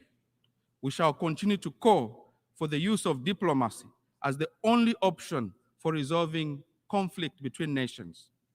Zambia is committed to furthering peace, security, and stability, and that is why President Hichilema visited Kiev and St. Petersburg alongside other select African leaders, and they held honest and constructive discussions with both President Putin and President Zelensky.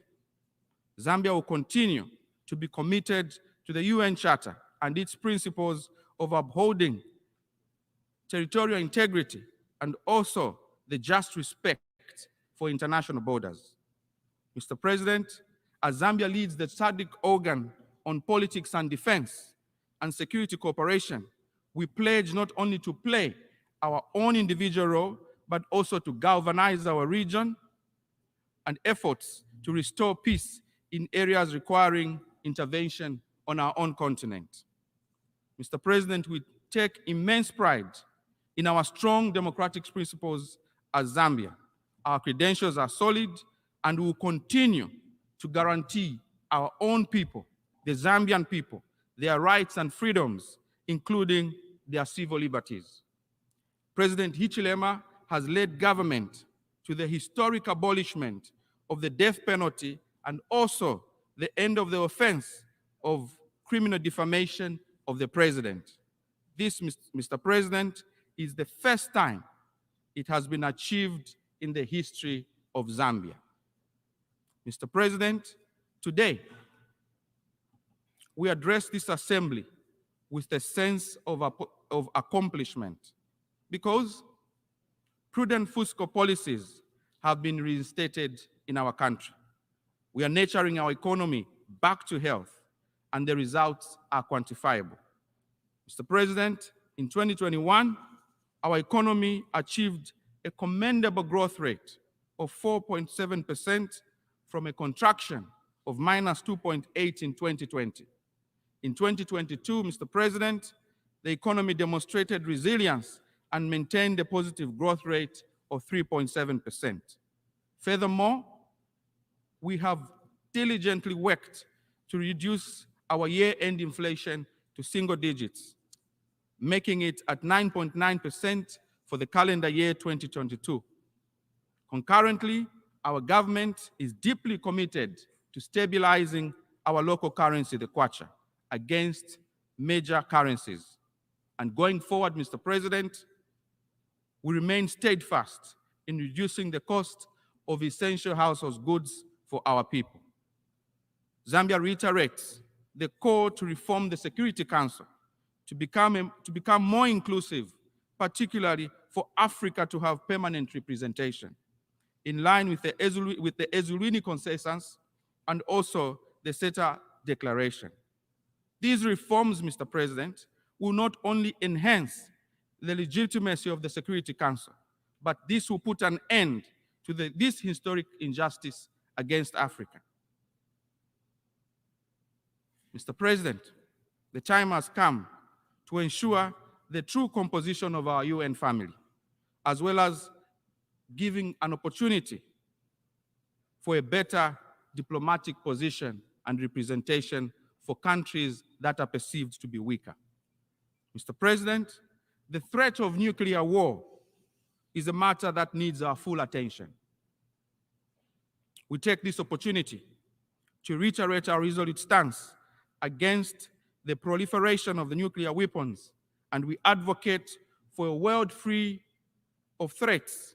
We urge all nations, and we mean all nations, to uphold their obligations under the Non-Proliferation Treaty and to work to prevent the development and productions of chemical weapons.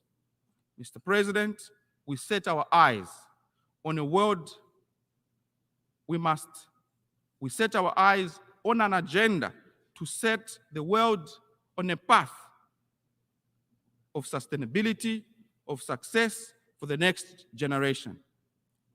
We are hopeful that this summit, this year, all our voices will be heard. We shall rebuild trust in this format. A platform such as this one must ensure that inequality is tackled, systemic injustice is tackled. We must also ensure that the benefits of progress are shared across the world. Zambia therefore calls on all member states of the UN, the private sector, the youth groups across the world, and other stakeholders to come together in good faith to draw out the contours of the world as it should be for future generations as we pass on the baton on all the challenges that we face today for a sustainable and positive future.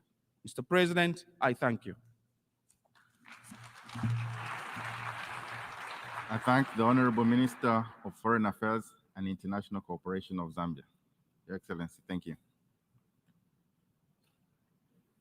I now give the floor to His Excellency Archbishop Paul Richard Gallagher, Secretary of Relations with the States of the Holy See.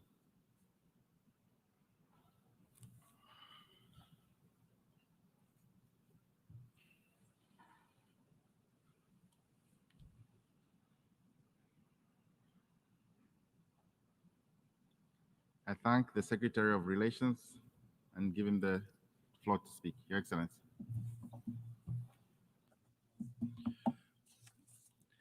Mr. President, I am pleased to extend to you and to the representatives of nations gathered here the warm greetings of Pope Francis, while also congratulating Your Excellency on your election as President of this august assembly. The Holy See wishes to commend you on the topic for this general debate and cannot agree more that there is an overwhelming need to start rebuilding trust in order to reignite global stability, peace, and prosperity. In recent decades, this organization has witnessed an increase in activities on various fronts, including laudable initiatives aimed at reducing poverty, helping migrants, combating climate change, promoting nuclear disarmament, and offering humanitarian aid, along with multiple others. On the other hand, in these last years, we have seen crumbling trust among nations, clear evidence of which is the increase in number and gravity of conflicts and wars. Furthermore, the current conflict in Ukraine has made all the more evident the crisis that has long affected the multilateral system, which needs a profound rethinking if it is to respond adequately to the challenges of our time. All of this has resulted in an inevitable and equally significant increase in the number of meetings held at different levels, though not always in direct proportion to the effectiveness required in pursuing the proposed goals. We witness a marked tendency by states to impose their own ideas and agenda. Pope Francis calls this ideological colonization. It is necessary to return to listening and dialogue in order to solve and avoid further conflicts and lesser the suffering of humanity. The international community must maintain the universality of global multilateral forums and not turn them into clubs reserved for a few elites who think alike and where some are simply tolerated as long as they do not bother anyone. In this sense, I would highlight the following key words for effective multilateralism: dialogue, shared responsibility and cooperation, each in the pursuit of the common good. All this under the banner of solidarity that comes from knowing that we are responsible for the fragility of others by seeking a common destiny. All states must rediscover a spirit of service with the intention of building a global solidarity that expresses itself concretely in helping those who suffer, a task which serves not ideas, but people. Indeed, any reform of the UN must be based in rendering what is already existing more efficient and in line with the current era we are living in. In this respect, the multilateral system has shifted its focus from the peaceful coexistence of states to issues that are not that relevant for that purpose, preferring issues pertinent to the lives and patterns of individuals. Thus, a real reform of the UN must favor a reversal of the current priorities, making the UN truly fit for purpose and reviving coordination among states to achieve truly common ends. In other words, going back to the basics, while restoring the healthy distinction between the actions of states and those of civil society, focusing on rebuilding healthy relations and trust between nations. Mr. President, the conflict in Ukraine has been instrumental to bringing back the elevated threat of nuclear escalation into the discussion. Once again, it is the firm conviction of the Holy See that the use of atomic energy for purposes of war is, today more than ever, a crime not only against the dignity of human beings, but against any possible future for our common home, while the mere possession itself of nuclear weapons is also immoral. In this context, there is need to instill an ambitious program of work for the second meeting of states parties to the TPNW, including advancement of discussions on the creation of an international trust fund to support a restorative approach to the human and environmental harms caused by nuclear use and testing. The Holy See calls on states to sign and ratify the TPNW, as well as the CTBT and the NPT, which together form the basis for the disarmament and non-proliferation regime. Mr. President, another important challenge which we have at hand could be defined more generally as the expanding digital galaxy we inhabit, and specifically artificial intelligence. There is an urgent need to engage in serious ethical reflection on the use and integration of supercomputer systems and processes in our daily lives. We must be vigilant and work to ensure that the discriminatory use of these instruments does not take root at the expense of the most fragile and excluded. It is not acceptable that the decision about someone's life and future be entrusted to an algorithm. This is valid in all situations, also in the development and use of lethal autonomous weapon systems. Recently, a growing number of legal and ethical concerns have been raised about the use of laws in armed conflicts. It is clear that their use should be in line with the international humanitarian law. The Holy See supports the establishment of an international organization for artificial intelligence, aimed at facilitating the fullest possible exchange of scientific and technological information for peaceful uses and for the promotion of the common good and integral human development. Moreover, the development of new technology should go in hand with the care for our common home. New technologies should be used to mitigate the planetary crisis of climate change, pollution, and biodiversity loss, and the urgency of acting now to safeguard the world we live in. The international community needs to focus on a positive outcome at the forthcoming COP28 in the UAE, without reducing the discussions on climate change to financing issues. Mr. President, this year we are marking the 75th anniversary of the Universal Declaration of Human Rights and the 30th anniversary of the Vienna Declaration and Programme of Action. The significant anniversaries of these documents invite to an in-depth reflection on the foundation of human rights and respect for them in the contemporary world, in order to renew commitments in favor of the defense of human dignity. In the world today, numerous forms of injustice persist. While one part of humanity lives in opulence, another part sees its own dignity denied, scorned, or trampled upon, and its fundamental rights disregarded or violated. First and foremost among these are the unborn, who are denied the right to come into the world.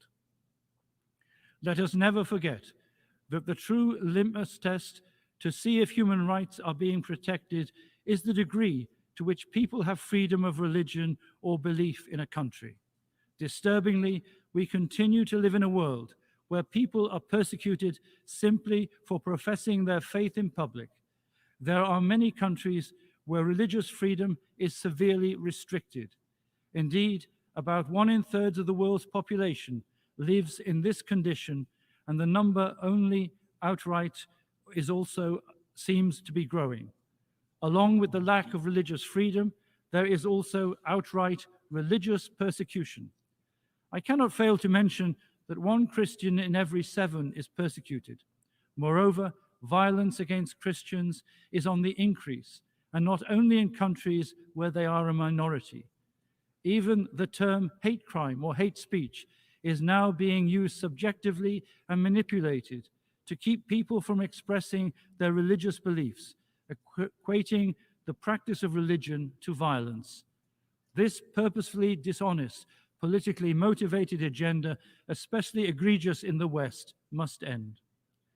Mr. President, despite the fact that so many tragedies have struck and are still shaking the family of nations this year, amid natural disasters, severe flood security, problems, and political instability, causing anguish, hardship, and uncertainty about the future, the Russian attack on Ukraine remains one of the most painful and bleeding wounds, which instead of healing is widening and deepening.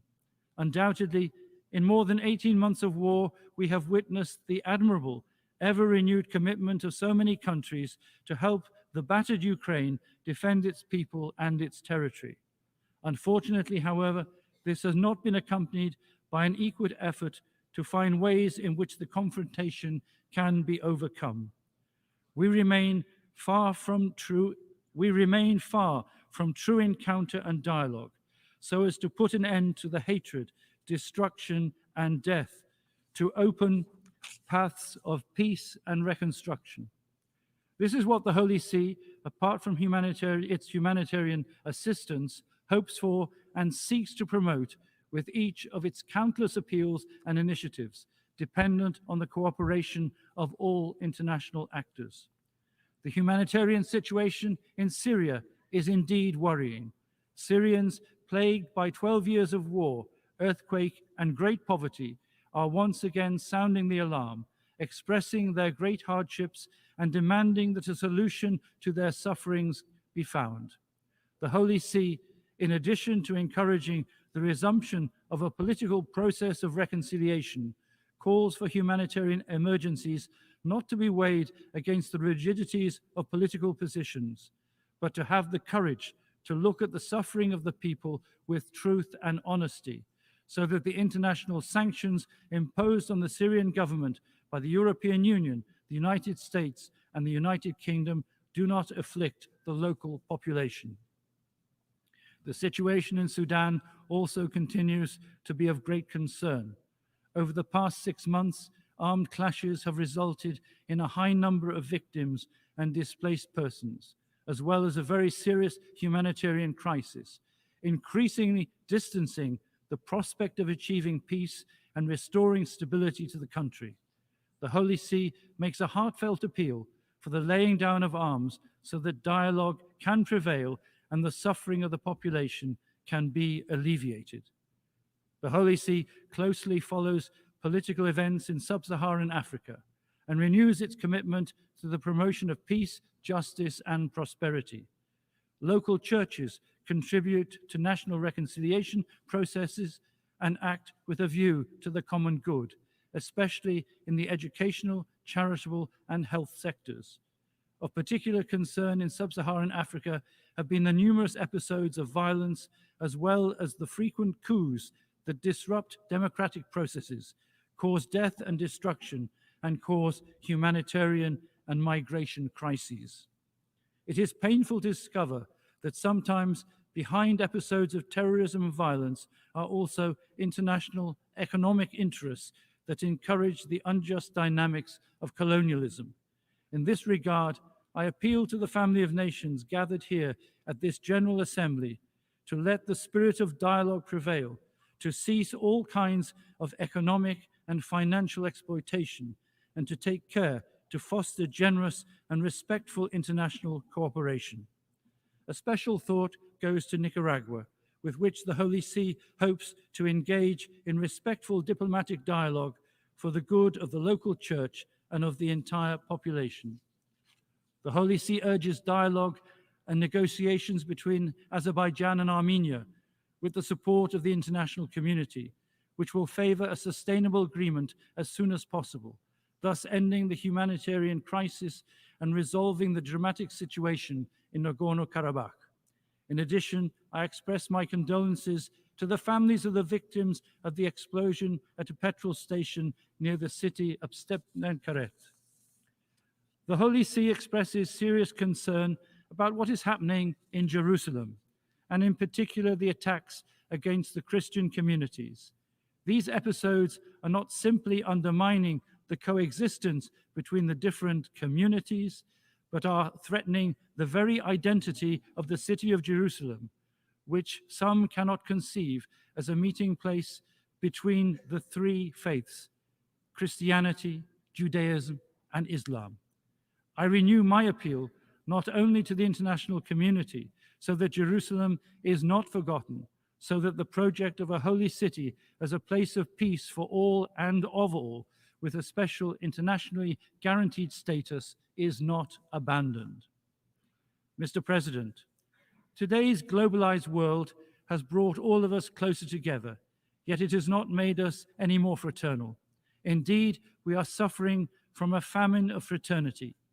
New ideologies characterized by widespread individualism, egocentrism, and materialistic consumerism weaken social bonds, fueling that throwaway mentality which leads to contempt for and abandonment of the weakest and those considered useless.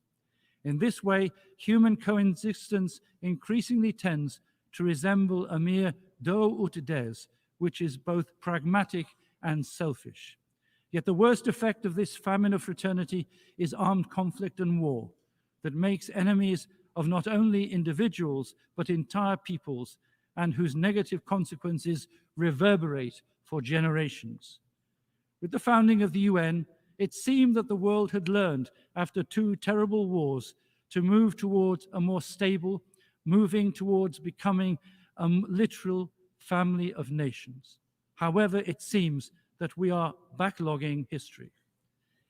In order to make peace a reality, we must move away from the logic of the legitimacy of war. Peace is possible if it is truly willed, and if peace is possible, it is a duty. It is the duty of each one present in this room, because only in the research of peace and in the peaceful living between states that we can become truly united nations in single human family. Thank you, Mr. President.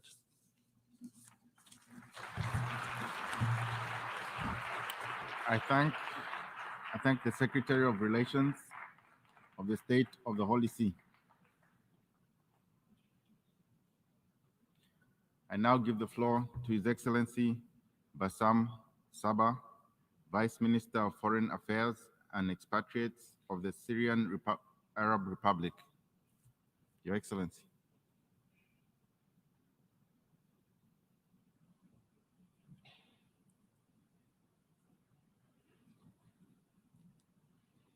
Your Excellency.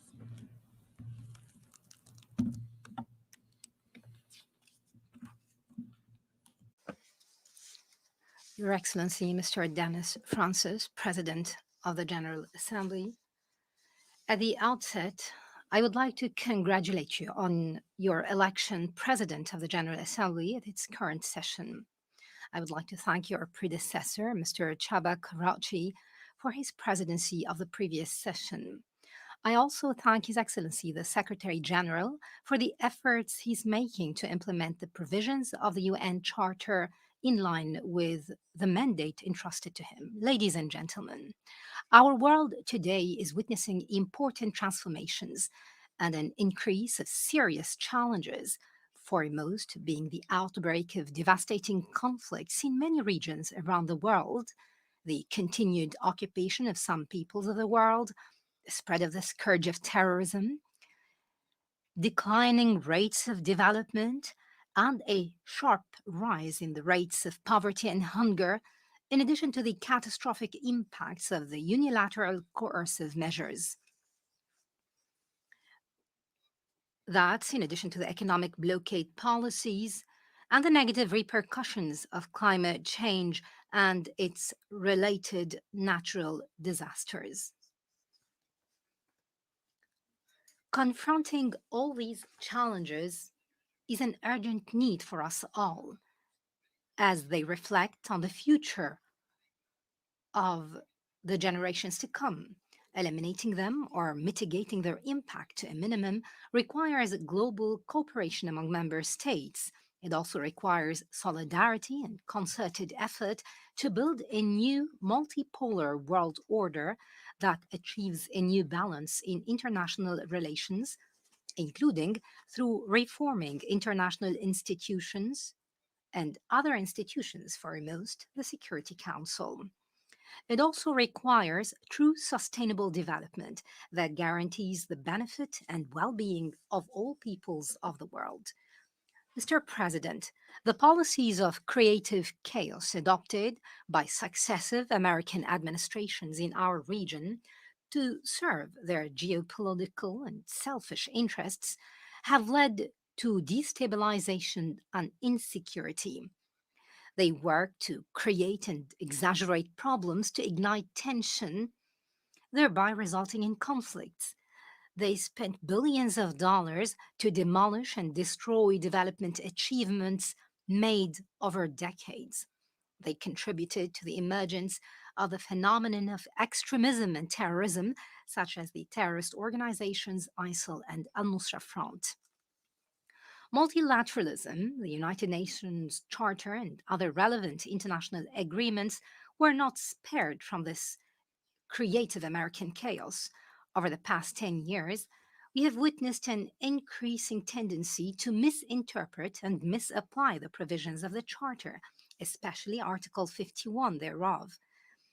They were used as an excuse to justify attacks against the sovereignty, independence, and territorial integrity of other countries. They manipulated the provisions of international conventions and treaties and politicized human rights issues to justify interfering in the internal affairs of other countries and bringing pressure to bear on them. Mr. President, the basic principle affirmed by the Charter of the United Nations is the respect of the sovereignty, independence, unity, and territorial integrity of member states. Thus, any acquisition of land of others by force is an occupation. Any illegal military presence on the territory of a sovereign state is a clear violation of this charter and a plain breach of international law. It must end immediately without preconditions or limitations. Accordingly, Israel's occupation of the Arab lands in Palestine and the Syrian Golan since 1967 until this very day, and the resulting and consequent construction of settlement, change of the demographic composition, institutional structure, especially through attempts to forcefully impose the Israeli citizenship on the people of the Golan, not to mention the plundering of the natural resources of the Golan, the seizure of Syrian farmers' lands to build huge wind turbines, and other documented violations. All of the above represent the most heinous forms of grave and systematic violations of the UN Charter and of international humanitarian law. The Syrian Arab Republic reaffirms its legitimate right to restore the entire occupied Syrian Golan after the line of June 4th, 1967, no matter how long it takes. It is an inalienable right that is not subject to compromise or pressure and is not subject to the statute of limitations. It is guaranteed by international law and relevant UN resolutions, especially Security Council Resolution number 497 of the year 1981. Syria also stresses that it will exercise its legitimate right to defend its land and people by all necessary means and to ensure that the Israeli occupation authorities are held accountable for all their crimes with no impunity. Mr. President, Syria has and remains a supporter of the Palestinian cause as it is the Central Arab cause. Syria has spared no effort to stand alongside the brotherly Palestinian people in their legitimate struggle to regain their legitimate rights, especially their right to establish their independent statehood on their land with Jerusalem as its capital and to grant Palestine full membership in the United Nations. What we have witnessed this year of dangerous escalation of Israeli criminal practices, in which the number of victims has reached its highest level, is pushing the region to unprecedented levels of tension and instability. This is exemplified in committing more massacres, the escalation of its military aggression, and its repeated missile bombing of Syrian cities, ports, and civil airports. This has endangered civilian lives and the safety of civil aviation. It has also hampered UN humanitarian operations.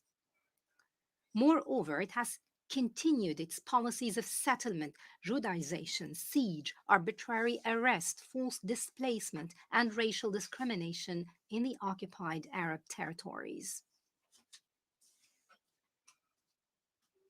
While the Syrian Arab Republic condemns in the strongest terms all these Israeli crimes and attacks, it equally denounces the continued support for such practices or the silence of some countries that proclaim themselves protectors of international humanitarian law and human rights law. This makes them complicit with the perpetrators of these crimes. It clearly demonstrates their double standards. Mr. President, the continued Israeli occupation of Arab lands and its brutal practices are consistent with the destructive role played by some countries on Syrian lands. The United States and Turkey continue to violate Syria's sovereignty, unity, and territorial integrity by insisting on their continued presence, illegal military presence on Syrian lands, and supporting separatist militias and terrorist organizations. This is in addition to the visits by Western political and military officials and others to Syrian territory by infiltrating Syrian territory without any respect for Syria's sovereignty and independence. This is considered a flagrant interference in its internal affairs. The systematic and exposed American plunder of the Syrian people's national wealth, such as oil, gas, and wheat, has deprived the Syrians of their resources. It has exacerbated their humanitarian suffering in an unprecedented manner. Our latest statistics show that the total value of direct and indirect losses caused to the oil sector in Syria has exceeded 115 billion US dollars. We believe that the United Nations is obligated to hold the United States accountable and ask it to return this looted money to the Syrian government. In parallel, the United States of America and its European allies continue to impose unilateral coercive measures that are illegal, immoral, and inhumane on various sectors in Syria. This has only contributed to exacerbate the suffering of Syrians wherever they are, given the fact that their impact includes third countries. The Secretary General has noted in his reports the impact of these measures on UN procurement and payments. These countries intentionally include in their measures the public health sector, the banking sector, the air transport sector, the Syrian civil aviation equipment, and the energy sector.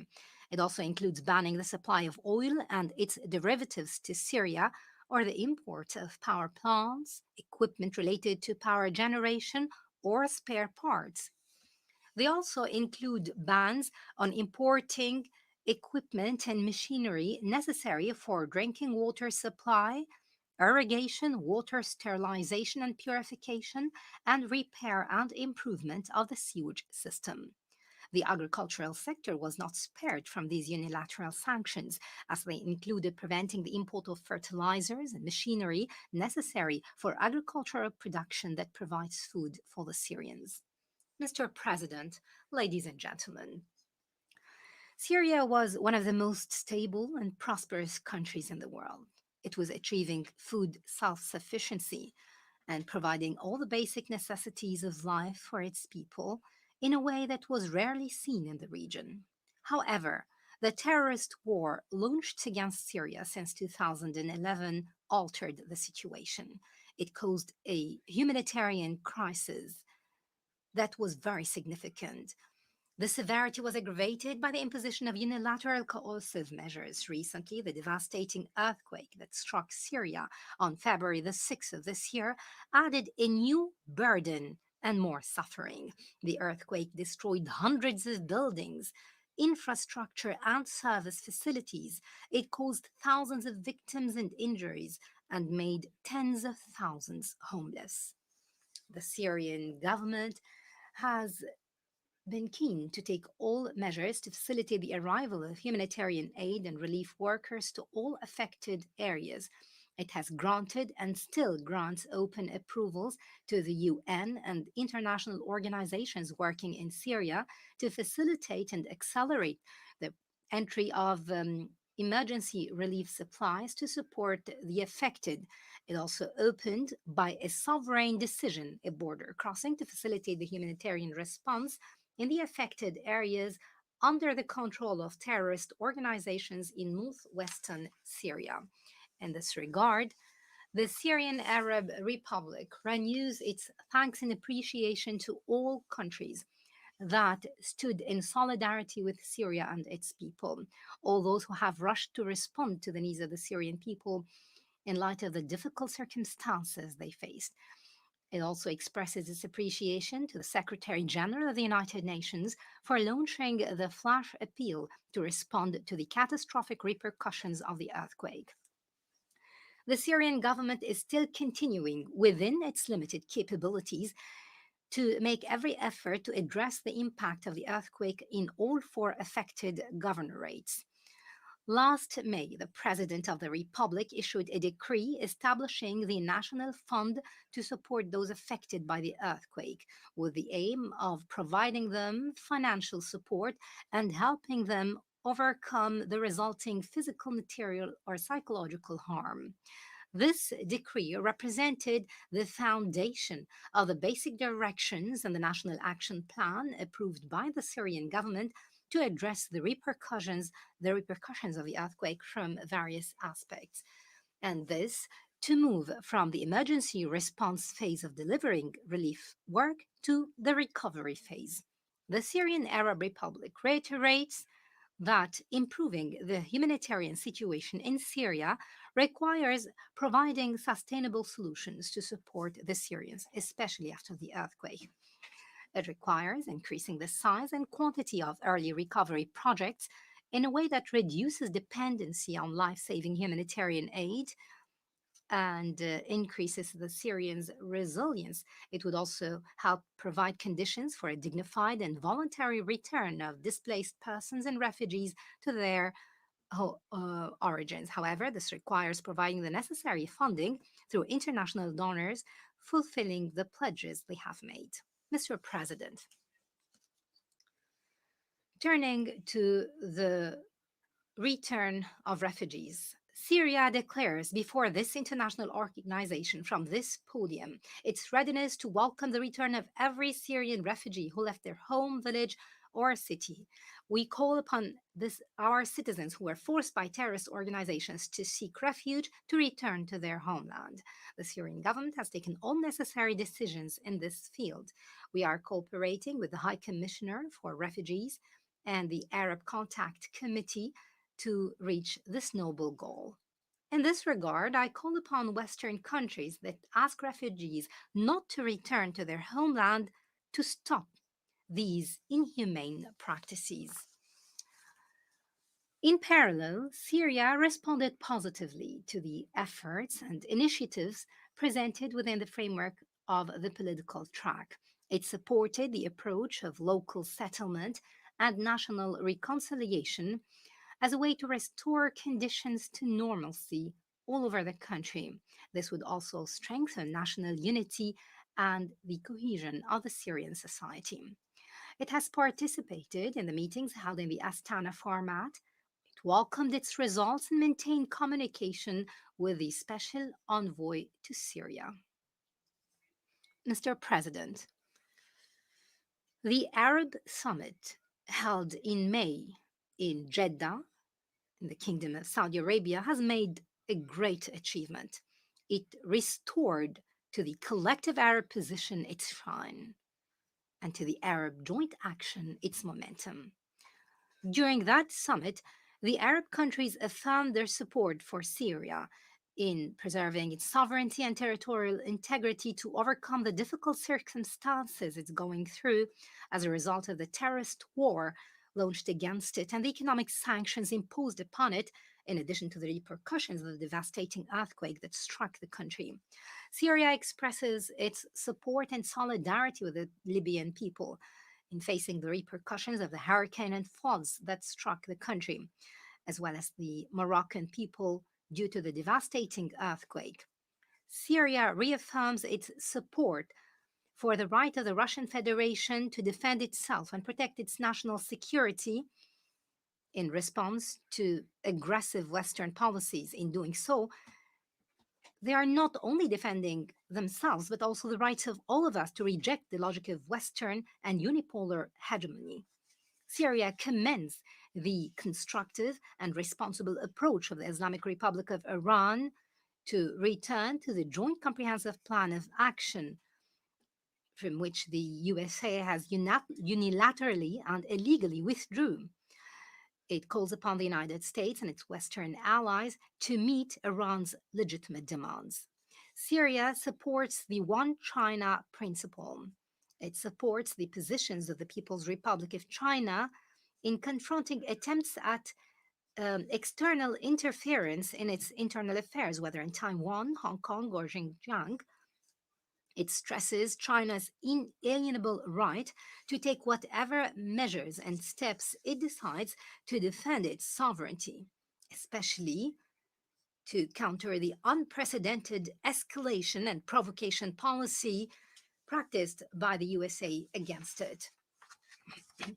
Syria condemns the unjust economic blockade imposed on Cuba for decades, including the US administration's extension of the so-called trading with the enemy law. Syria calls for an end to the military action and exercises conducted by the United States on the Korean Peninsula, which lead to escalation of tension in this region. Syria also demands the lifting of all forms of unilateral coercive measures imposed by Western countries on the Russian Federation, Iran, Venezuela, Belarus, Nicaragua, the Democratic People's Republic of Korea, Zimbabwe, Eritrea, and against my country, Syria. It considers them economic terrorism no less brutal or dangerous than armed terrorism, especially in terms of its catastrophic humanitarian effect on the targeted peoples. To conclude, Mr. President, ladies and gentlemen,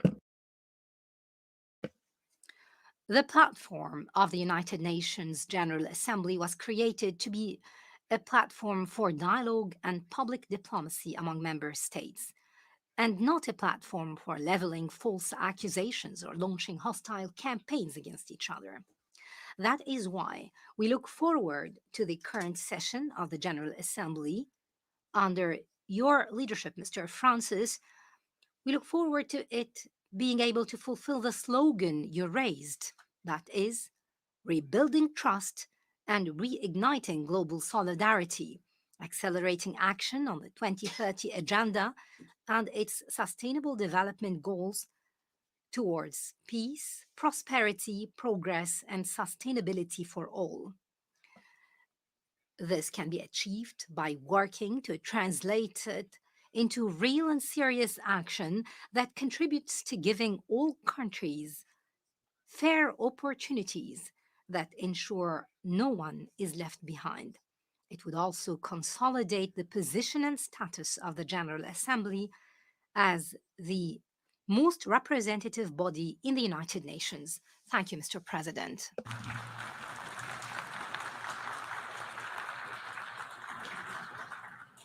I thank the Vice Minister for Foreign Affairs and Expatriates of the Syrian Arab Republic.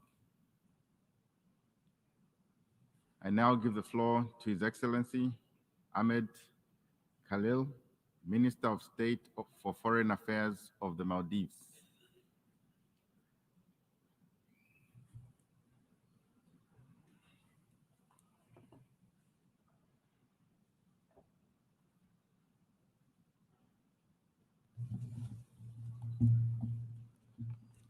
Excellency, the floor is yours.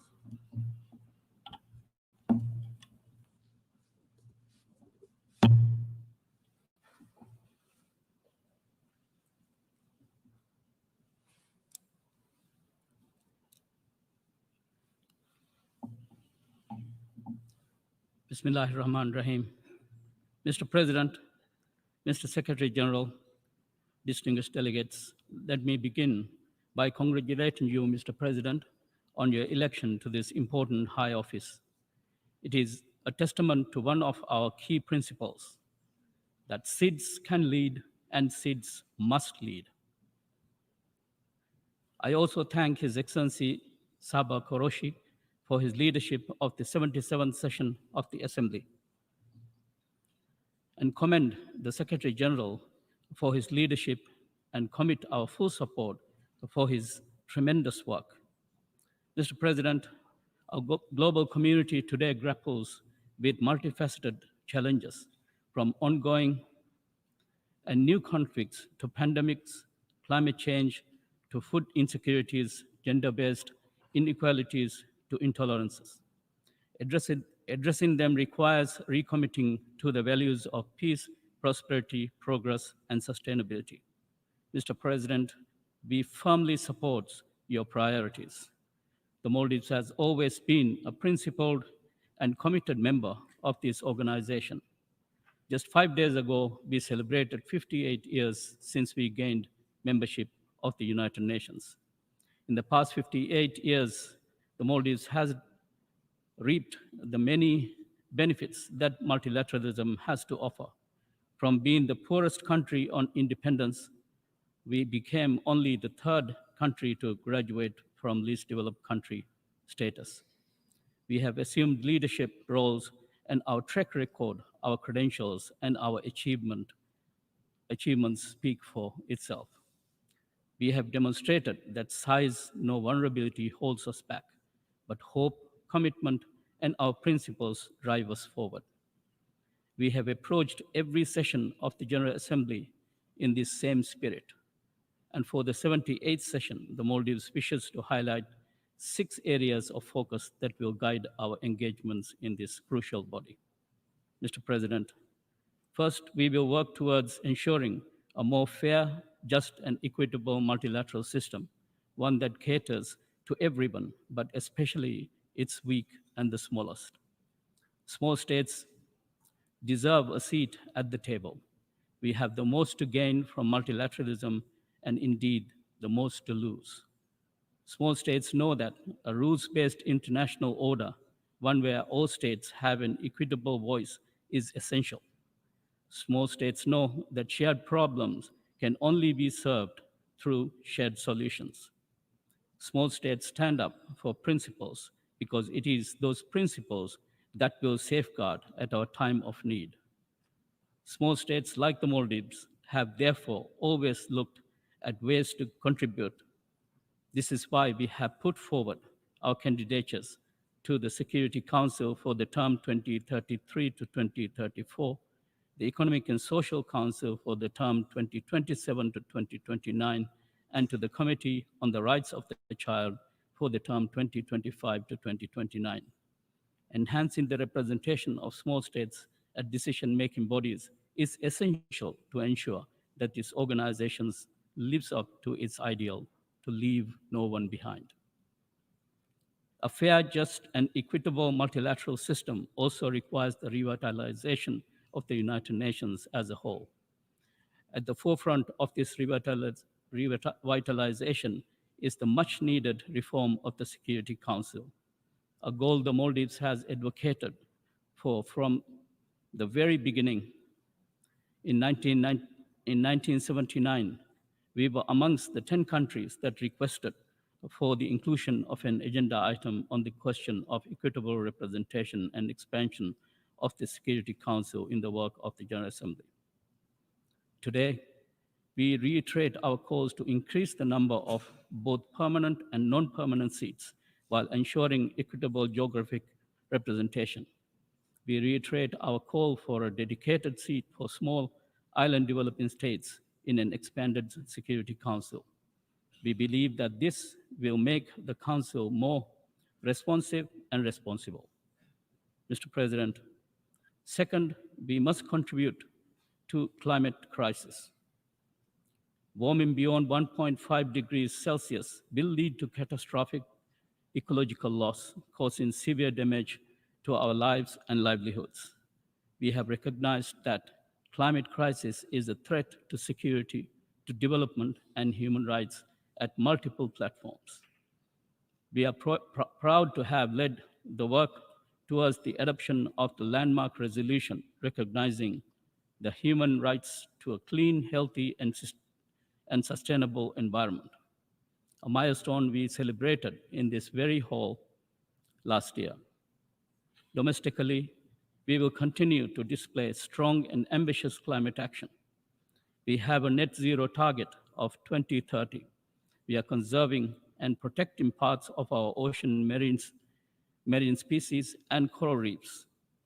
And we are taking concrete steps to phase out single-use plastics. At the upcoming COP28, we must all raise climate ambition to secure our future for the future. As we approach the first ever global stocktake at COP28, science must be given precedence.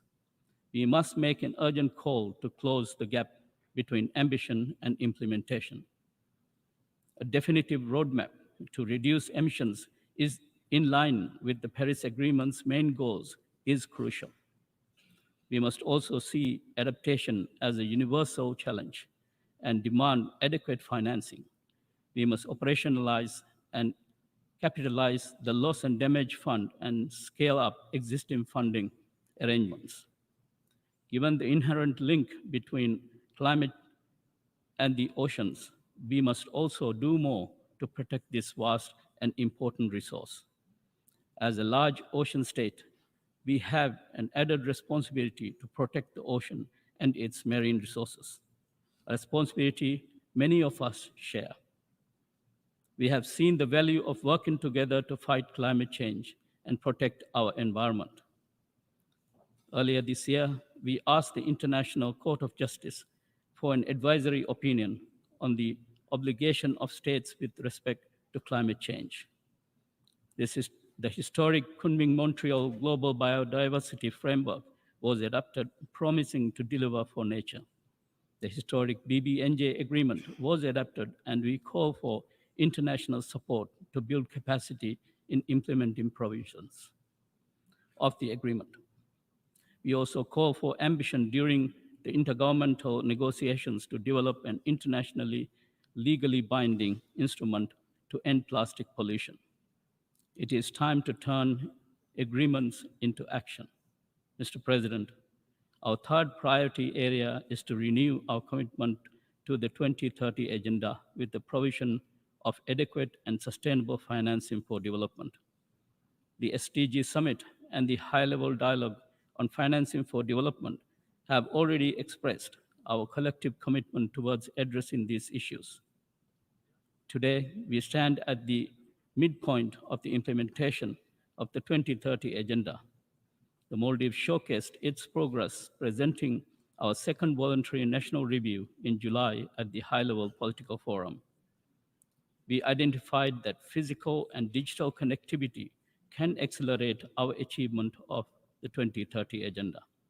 Recognizing this, the government of Maldives has established an integrated national public ferry network which connects our widely dispersed islands to one another. We are also undergoing a digital revolution with the proliferation of online education, telemedicine, and e-payment systems. We are bringing services closer to the people who need them. These efforts are in turn supporting micro, small and medium enterprises, the backbone of our economy. The provision of easy payment procedures coupled with enhanced physical connectivity has expanded the reach of MSMEs beyond individual islands. Issues like this are what we intend to bring to the 4th International Conference on SIDS next year. As co-chair of the preparatory committee for the conference, we witnessed a robust foundation laid out during the preparatory meetings for a forward-looking and action-oriented program of action for SIDS. We also recognize that sustainable development can truly be fostered with sustainable and affordable financing. We need a global response to guarantee the necessary liquidities support for developing countries, especially SIDS, to facilitate a recovery that addresses the scale of the debt burden exacerbated by the COVID-19 pandemic. And so international financial institutions must reassess their eligibility criteria in providing concessional loans and grants. They must look beyond GDP as the sole measure of development. The answer lies with the early adoption and use of the Multidimensional Vulnerability Index. We urge IFIs to use the index as a tool ensuring that vulnerabilities of developing countries are integrated into decision-making, enabling easier access to affordable financing and debt relief. Mr. President, our 4th area of focus is eliminating gender barriers and ensuring gender equality. Women deserve more than a seat at the table. They should play an active and equal role in shaping decisions. The Maldives is committed in its endeavors as a champion for women's rights and gender equality. One of our initiatives in this regard was the establishment of the International Day of Women in Diplomacy, celebrated every year on 24 June. We recognize the invaluable role of women in diplomacy who continue to lead us towards a more sustainable future. And it is our hope that the seats behind me on this podium will one day be occupied by women. Mr. President, together we must work to promote and protect human rights, one of the pillars of our foreign policy and our 5th area of focus. The need to protect human rights was the basis of our democratic journey. The right to express ourselves without reprisal, the right to peaceful assembly, the right to freely choose our leaders. These rights are sacred. This month, the first round of our presidential elections went ahead in a peaceful, festive, and an orderly manner. In this election, we saw a record number of candidates. We believe a sign of maturing democracy. We assure the global community that the runoff, which will be held in just a few days, will also proceed in a similarly peaceful, festive, and orderly manner. Our firm commitment to protecting human rights at home is mirrored by our international engagements. I am proud to share that with the recent ratification of the International Convention for the Protection of All Persons from Enforced Disappearances, the Maldives is now a state party to 8 of the core international human rights conventions. We also take great pride in our active participation in the Human Rights Council since its inception. We are glad to assume our role as a council member once again this year, also serving as the vice president from the Asia Pacific Group. We will work with all states towards the protection of human rights around the world. In this regard, we have recently made a written submission to the International Court of Justice demonstrating our support towards the right to self-determination of the Palestinian people, a cause that deeply resonates with us. Their rights can only be most effectively protected through a two-state solution based on the pre-1967 borders, with East Jerusalem as the capital of an independent and sovereign state of Palestine. Mr. President, this brings me to our 6th and final area of focus, upholding international peace and security. The Maldives advocates for the unwavering adherence to the Charter of the United Nations. The people of Ukraine, Myanmar, and many other countries across the world deserve peace and prosperity. Most importantly, they deserve a dignified life. We must also work towards bringing non-traditional security threats to the forefront of global discourse on peace and security. Terrorism and violent extremism continues to plague us. It transcends borders.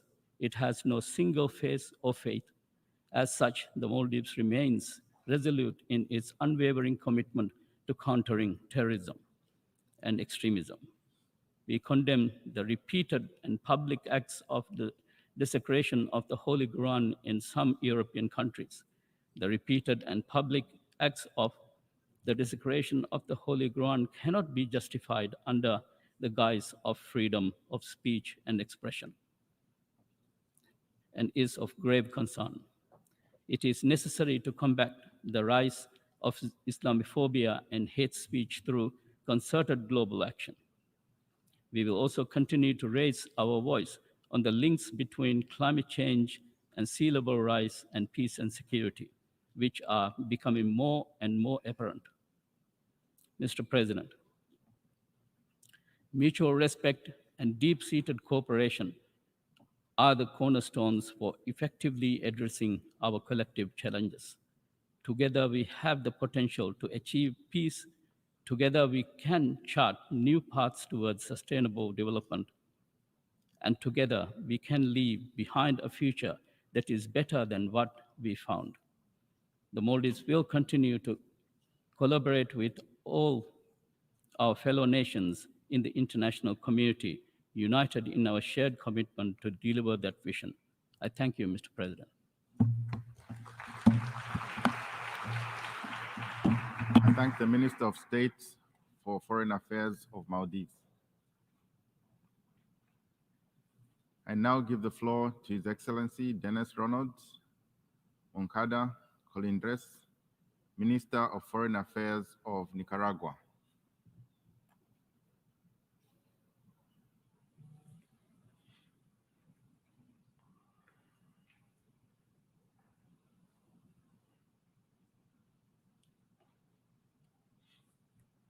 Your Excellency, the floor is yours.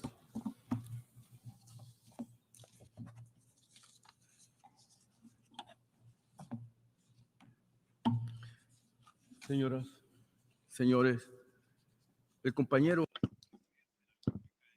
Ladies and gentlemen, Daniel Ortega, President of Nicaragua, wishes to send to you and to the world the following message.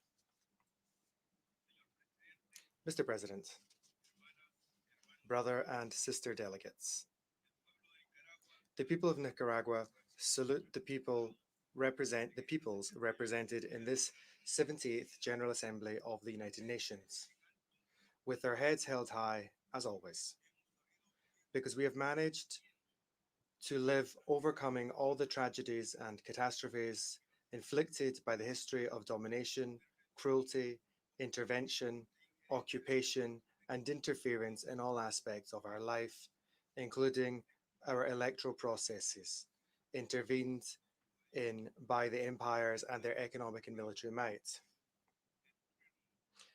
which they have used to try and destroy us and dominate us. We are living through the extinction of the imperialist, colonialist model of looting and genocide, whose greed has impacted nature and our world. A world of many heritages, languages, and steadfast ways of life.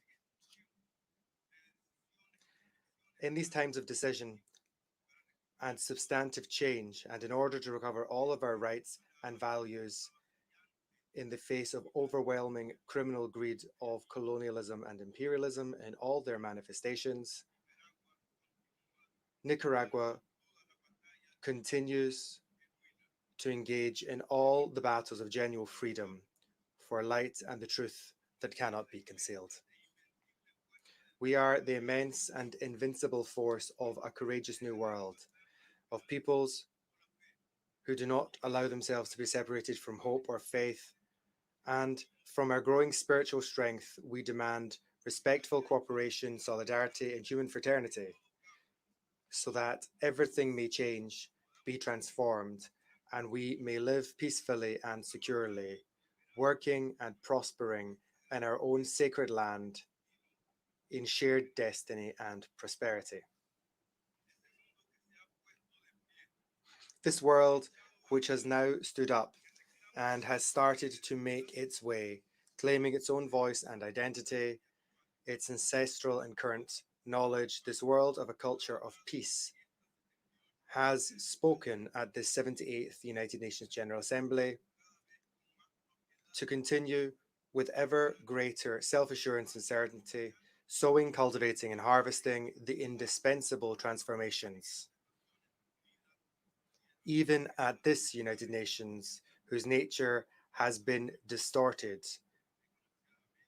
sadly turning it into a body that is servile and dependent on the powers that be. The new world, which belongs to us all, demands respect. It demands peace. It insists on peace, justice for everyone. It demands remembrance, history, reparation, and non-repetition. That is why, from this rostrum of the 78th General Assembly, we demand that the United Nations enforce the mandate of the International Court of Justice in The Hague, which in 1986 sentenced the United States of America to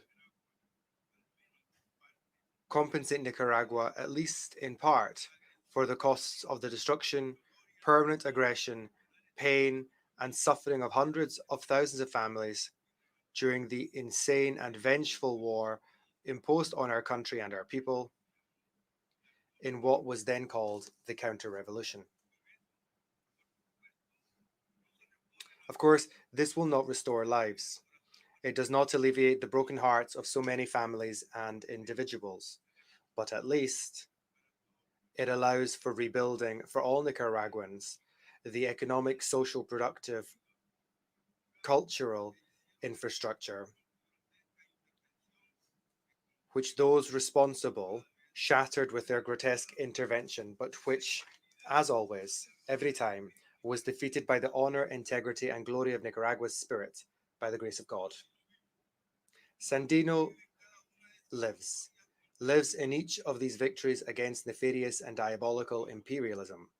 And Sandino is in this room today, demanding that all of us comply and enforce the law and international law to indemnify the Nicaraguan people with what they deserve in all justice and truth. After having asserted so much the right to peace and life, insisting on what belongs to us, sovereignty, freedom, harmony, to make our way in our own destinies. We demand that the United Nations pronounce in its own right and order the government of the United States of America to comply with the historic judgment that condemned them and obliged them to recognize Nicaragua, and that the United States be forced to abide by it in all its commendable points. Nicaragua, with the dignity and heroism of our struggles, races, peoples, cultures, of living well, demands this closure, and also join the demand of all the peoples and countries that have spoken from this place to denounce the aggressive, interventionist, arbitrary, unjust policies whose coercive unilateral measures are not only illegal and illegitimate, but constitute a destabilizing, destructive, warlike method, imposing changes of government through coups d'etat, attempts to bring about coups, and acts of vandalism known these days as color revolutions, causing grief to so many families among so many peoples. We stand in permanent solidarity with the peoples and countries that live through these uncivilized barbarisms, which indeed repeat the waves and echoes of the imperialist, colonialist, fascist models, which have caused the death of millions of human beings, imposing regimes of terror and deprivation with shameful tides and unprecedented tsunamis of migration. These tragedies trace the desperation of injustice and the neo-colonial pretense to silence, dominate, and exclude, so as to continue plundering the wealth of the world's peoples. Entire countries have been laid waste in these brutal scorched earth policies, which seek to satisfy the beastly appetites of the earth's imperialists. Entire countries have been occupied and their peoples sacrificed and massacred via the same atrocious policies and actions, violating all rights, which reinforce what we know and denounce here again as hate crimes.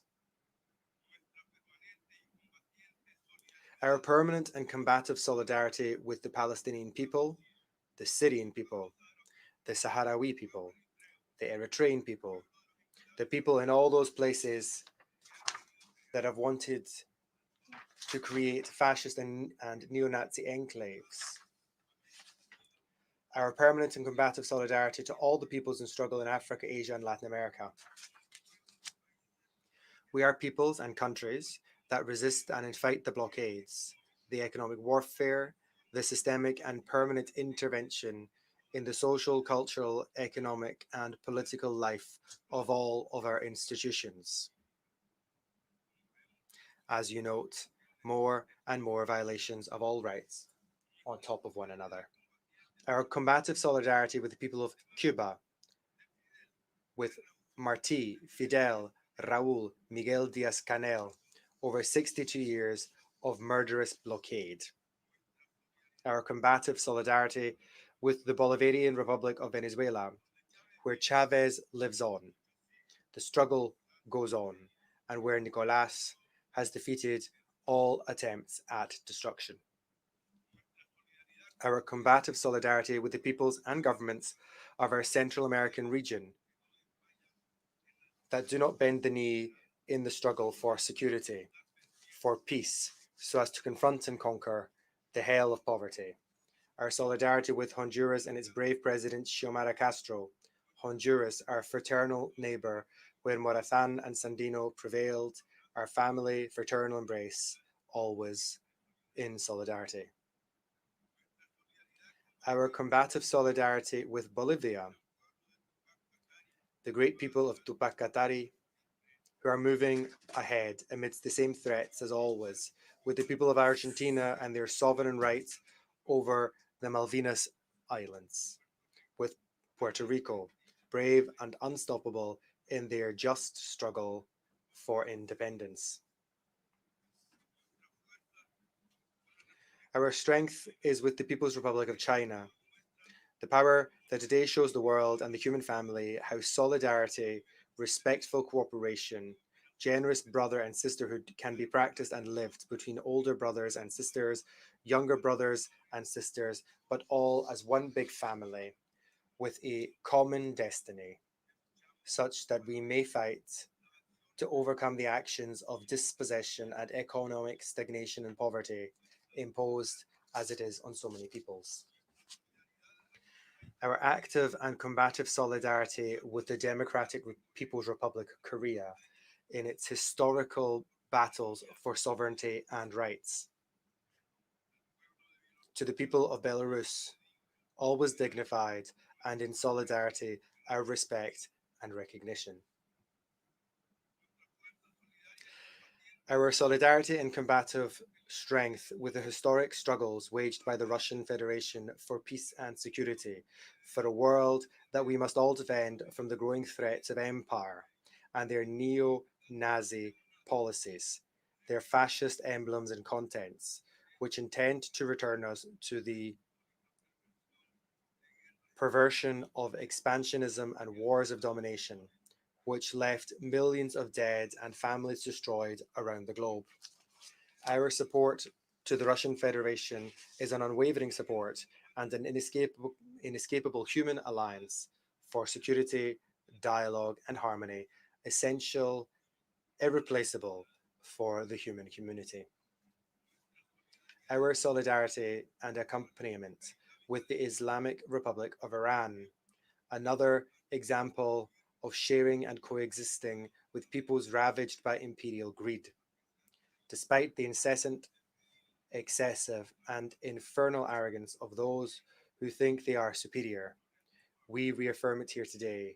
They do not separate us, and together we travel along paths of courage and dignity.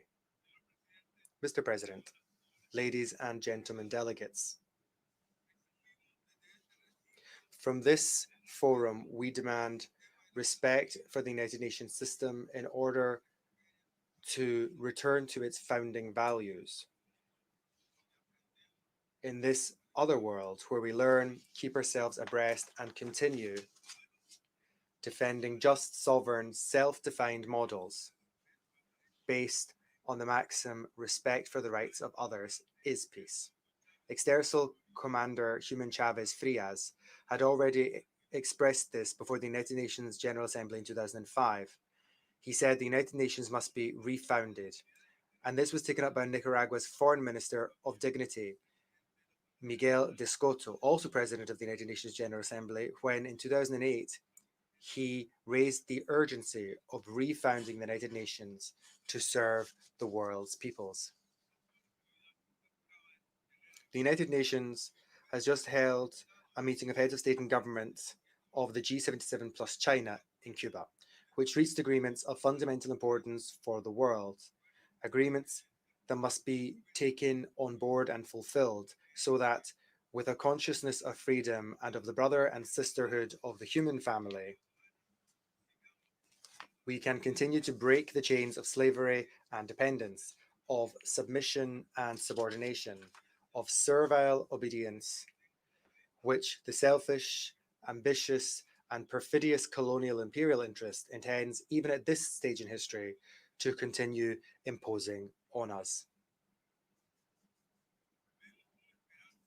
We look with hope and see the recent meetings and enlargement of the BRICS, which today, with Brazil, Russia, India, China, South Africa, and joined by Argentina, Saudi Arabia, the United Arab Emirates, Egypt, Ethiopia, and Iran, represent new forces and strength in the struggles for our economic and financial sovereignty as free and capable peoples. In the face of all the advances in science, technologies, techniques, including those pretentiously called artificial intelligence, as if not themselves the fruit of human intelligence, Nicaragua demands the full participation of the peoples who have made possible with our blood and resources these advances of the conquerors. We demand what is ours, the right to fully live this development, improving the conditions of labor, study, and life by right of our peoples. At the same time as we propose inclusion, Nicaragua also proposes the rational, beneficial use of these resources of humanity, which in the hands of the malevolent constitute weapons of mass destruction against countries, peoples, and communities. Always together, always advancing, as Sandino said, with proposals based on respect, consideration, brother and sisterhood, and a nation for all, based on our country's sovereignty. Nicaragua joins the intense search for and struggle to defend our inheritance of natural resources, our cultures, our languages, our ways of life, our original communities working every day and tirelessly for peace, which is not only a right, but an urgent necessity for the survival of humanity. That is to say, for life as we all deserve it. The aggressions which they arrogantly and hotly call sanctions do not define us, nor do they intimidate us, nor do they disable or bend us, nor do they lead us to sell out or surrender. We indeed do not know the word surrender. Allow me to reaffirm it. The aggressions which they arrogantly and hotly call sanctions shall not define us or intimidate us, disable or bend us, or lead us to sell out or to surrender. We do not know the word surrender. Life is made up of daily struggles to assert what belongs to us. A world free of war, of chemical and nuclear weapons, of looting, ignorance, fraud, of new deceptions and brazen theft, including the assault on our talent. A world free of offences because war, looting, and poverty caused by them, misery, pandemics, the lack of health, education, housing, the lack of favourable living conditions, all constitute offences that are degrading, humiliating, cruel, degrading, and an immense prison where human security is denied, promoting seas of exodus, bereft of dignity, cutting off hope, joy, culture, and life for the majority of the planet. A world free of brutality, free of aggression, of arrogance, a world free of supreme ignorance, a world free of hatred, evil, misery, a world free of sadness, of emotional toxicity, a world free of deformation, apathy, depression, intentionally created by drugs, which have become another form of terrorism, among so many other perversions and provocations that besiege us. A world free of impositions, a world of vigor, courage, values, a world committed to a simple, powerful, forceful common good. That love is stronger than hatred and that it can conquer all. Love, which we all so dearly need to build trust so as definitely to install new horizons and prodigious futures. We want a world of spiritual beings who are also human beings, imperfect, but who can and must close ranks to recover the goodness and strength of this planet that we share. Above and beyond all the forms of terrorism inflicted on us, there is the spirit, the eternal flame, the insignia and axiom of our human condition. For that we fight. That is why we will win.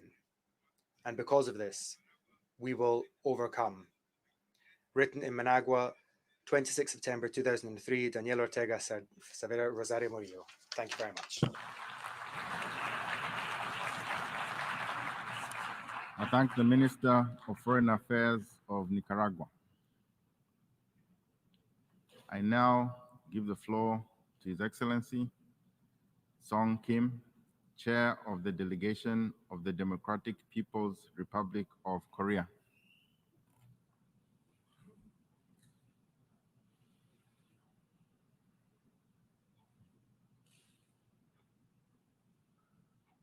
Your Excellency.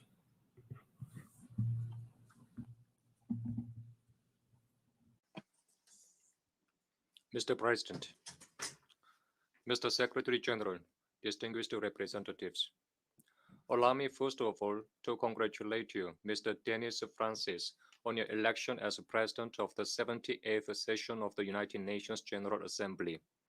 I am confident that your able stewardship will lead this session to an excellent fruition.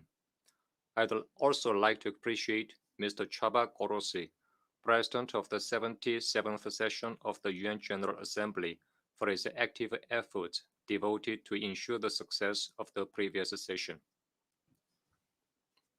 Mr. President, peace, prosperity, progress, and development are the main purposes of the foundation of the United Nations, and they remain an invariable desire of the humankind as ever.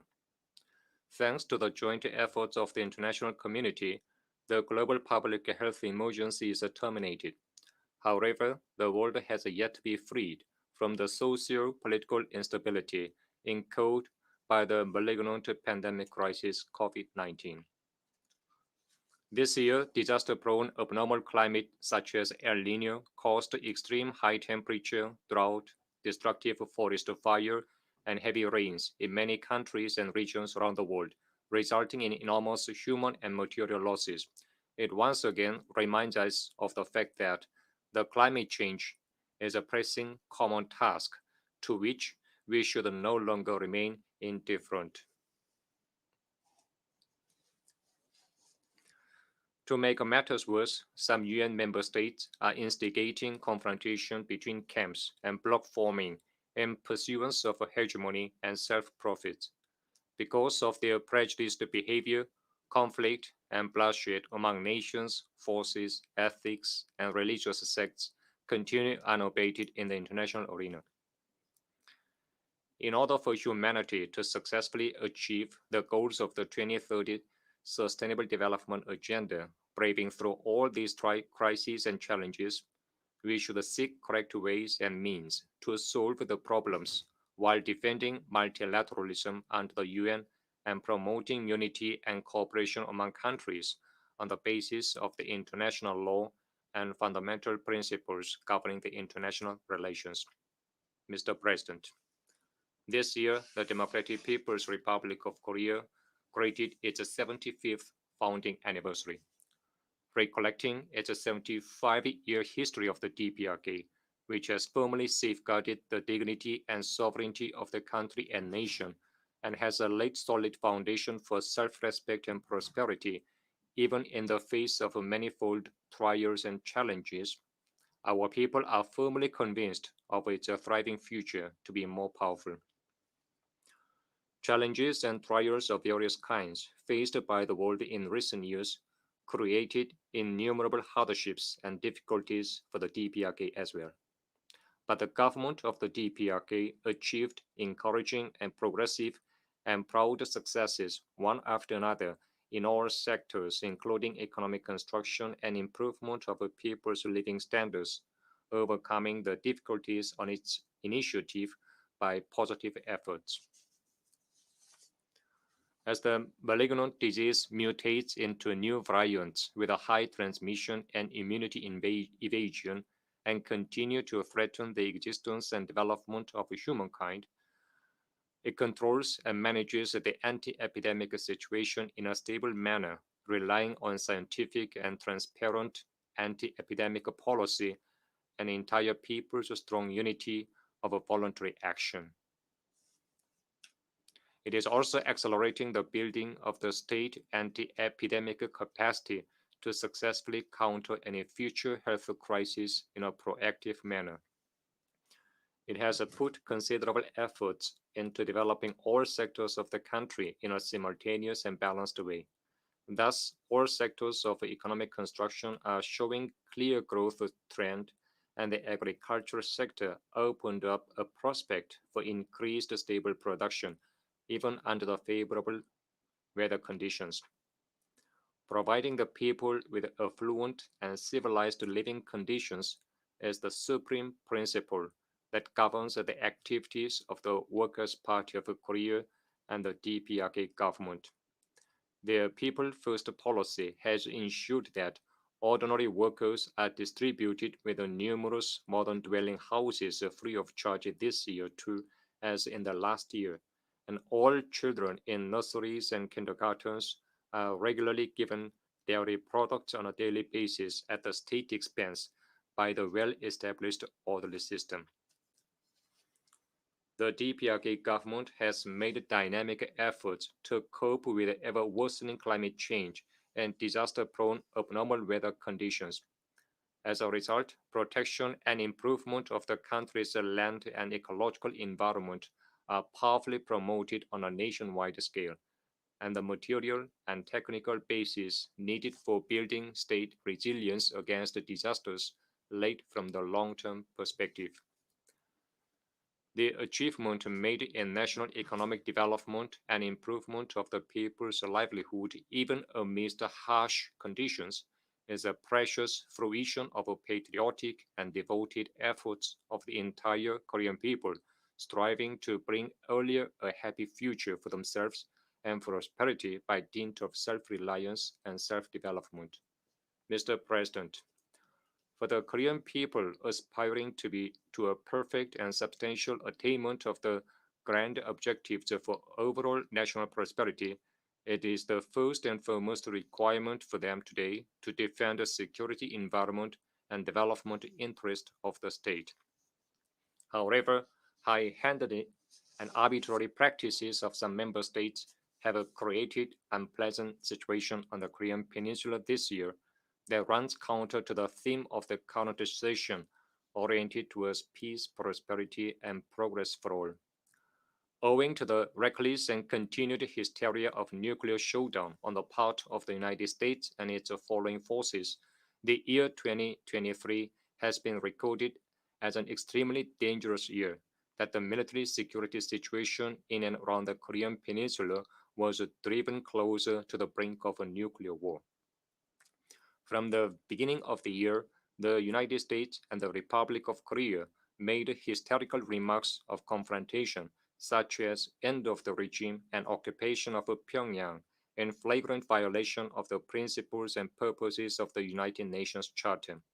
They staged largest-scale joint military exercises of clearly aggressive nature, one after another, on our doorstep, including the Freedom Shield, Sangyeong Combined Joint Fire Annihilation Drill, and Ulji Freedom Shield.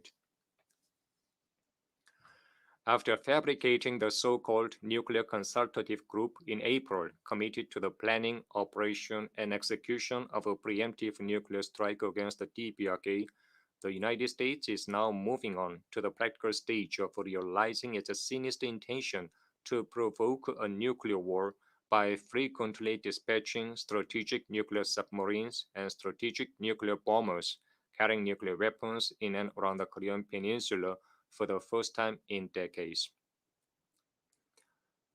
The formation of the tripartite military alliance among the United States, Japan, and the ROK has also put into practice its long-sought ambition for Asian version of NATO, thus introducing a new Cold War structure to Northeast Asia.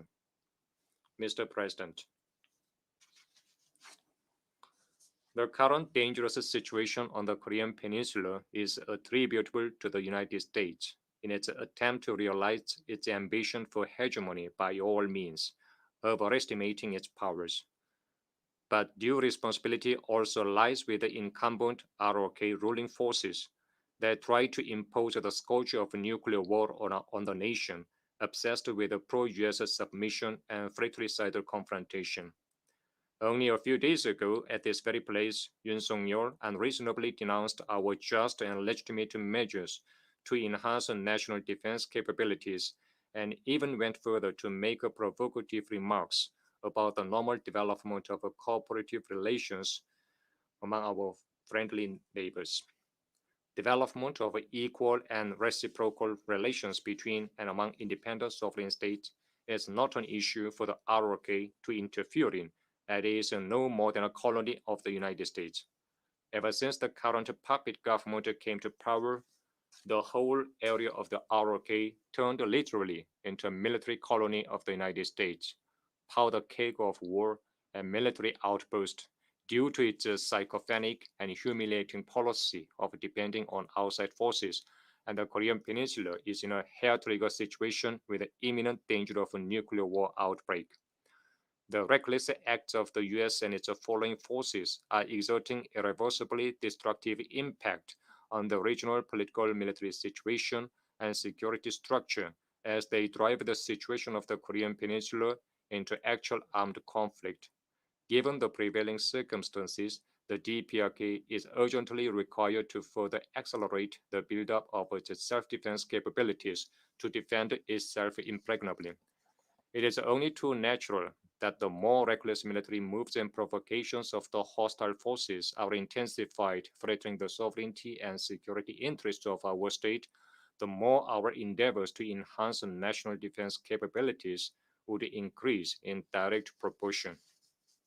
The DPRK remains steadfast and unchanged in its determination to firmly defend the national sovereignty, security interests, and well-being of the people against the hostile threats from the outside. The US and its foreign forces should look back on the consequences of their hostilities committed so far, tarnishing the image of our state and gravely infringing upon our sovereign security and fundamental interests, and make a right choice, judging what the end result would be.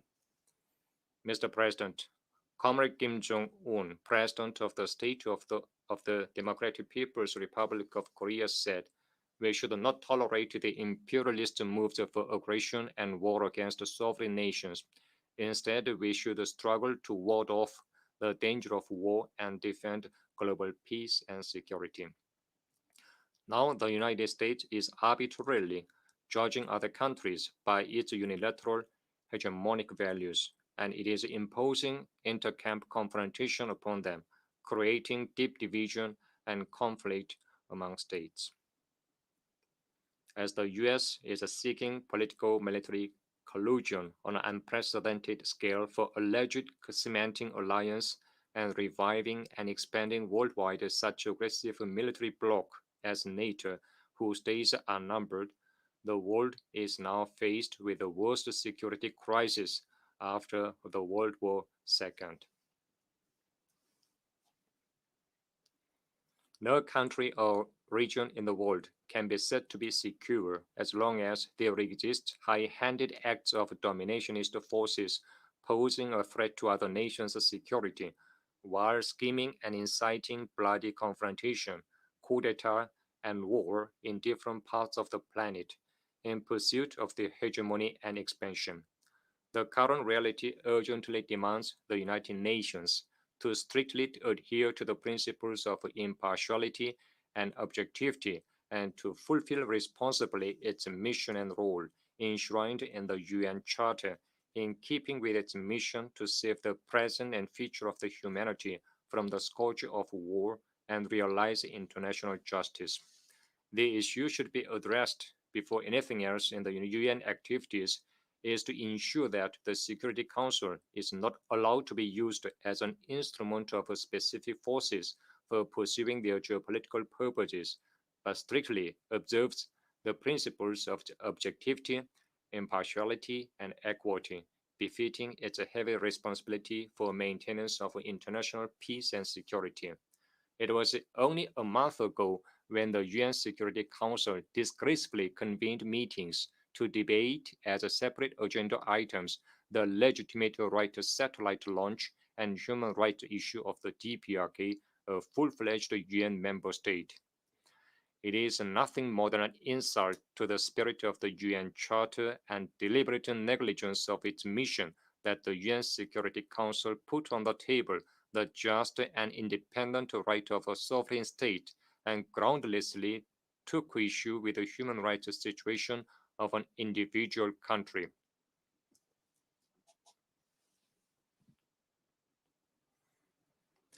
It has no relevance at all with its mandate of maintaining international peace and security.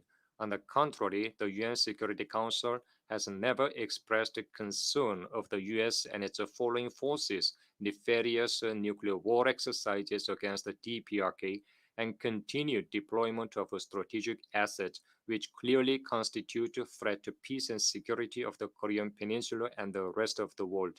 In defiance of strong protests and criticism of the international community, Japan discharging nuclear contaminated water into the ocean at long last, thus causing irrevocable damage to the safety of humanity and marine ecological environment. Nevertheless, the Security Council is keeping silence, and furthermore, some permanent members do not even hesitate to resort to irresponsible act of instigating it. The failure of the Security Council to carry out its inherent duty and responsibility of defending global peace and security has its root cause in the unfair and double standard behavior of the United States and some UN member states obedient to it. If the Security Council does not observe the principles of sovereign equality and respect for sovereignty enshrined in the UN Charter, it will never live up to its reputation as representing the general will of the UN member states, and instead will only earn a shameful name of the inner room of the United States.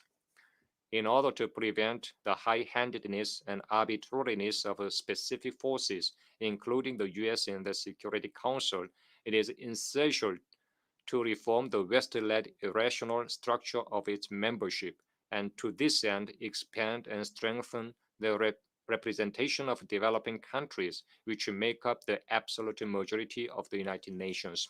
The Security Council should also put an end to the acts of discrediting sovereign states, interfering in their domestic affairs, and fomenting confrontation and division by tabling issues detrimental to its mission and mandate. The delegation of the DPRK avails itself of this opportunity to extend full support to Cuba, keeping up the banner of socialism invariably in the face of the heinous sanctions and blockade and subversive scheme by the United States. We also strongly reject and condemn the U.S. economic, commercial, and financial blockade against Cuba, the decades-long economic genocide, and its designation as a state sponsor of terrorism, and demand their immediate withdrawal. At the same time, we call for immediate, complete, and unconditional withdrawal of all coercive and unjustifiable measures against Syria, Venezuela, Iran, and other independent countries.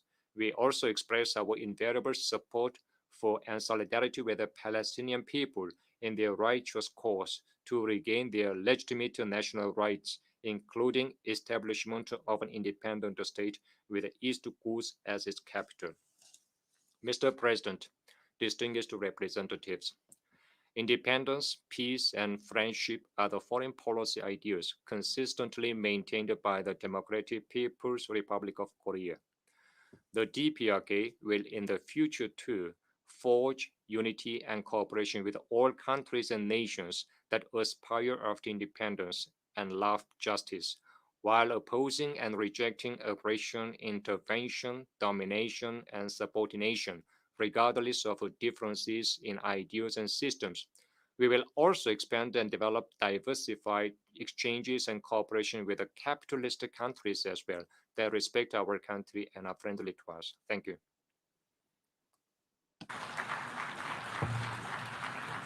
I thank the chair of the delegation of the Democratic People's Republic of Korea. I now give the floor to His Excellency Mark Amin Araba, chair of the delegation of Benin.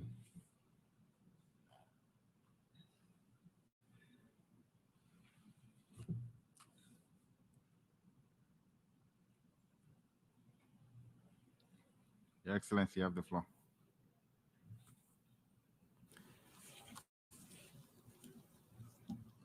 Monsieur le Président.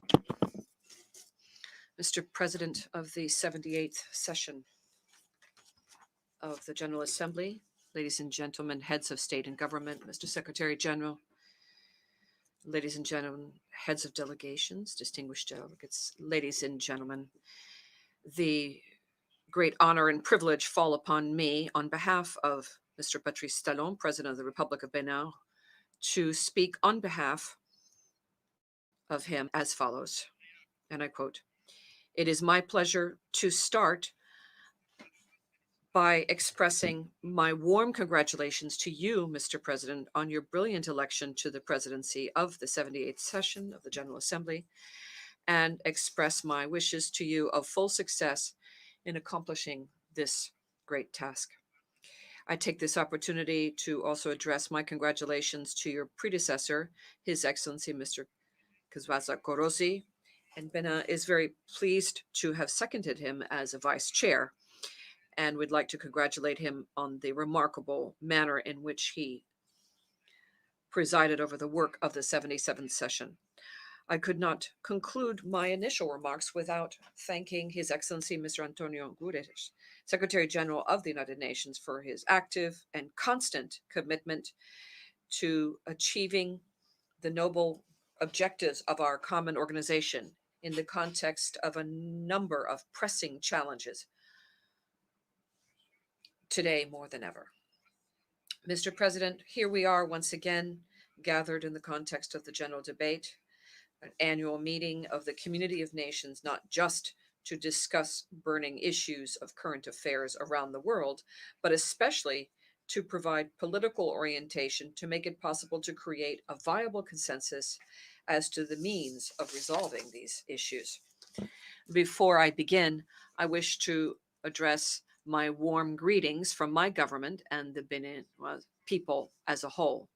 Benin is a nation that is attempting in an untirable manner to uncover to itself and for the entire world its potential, its advantages, and to fully play the score that is its score in the concert of nations in favor of a more united and prosperous humanity. Indeed, for more than 7 years now, Benin has methodically been implementing major reforms as set forth by 2 successive programs created by my government and order to achieve the SDGs. And efforts undertaken have thus brought us to a growth rate of beyond 4% in 2016, which rose to 7.6% in 2019 and 2020.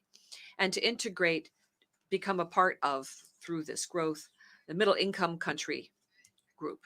These results strengthen our conviction that underdevelopment is not a fatality and not fated. In order to ensure economic growth and to ensure that we are able to seek social development, my government has undertaken a number of measures to eliminate poverty, strengthen human capital. Untiringly, we seek to improve the living conditions of our people through the achievement of flagship and implementation of flagship programs in action in the area of urbanization, sanitation in our cities, access to energy and potable water, as well as education, healthcare. All of this is taking place in a peaceful political environment with the successful organization last January of legislative elections that were free and transparent and strengthened the plurality of our national political landscape. Despite the many achievements of my country, we remained aware of the many challenges, economic challenges especially, that persist, as well as what is at stake socially, and the risks in terms of security given the sub-regional environment.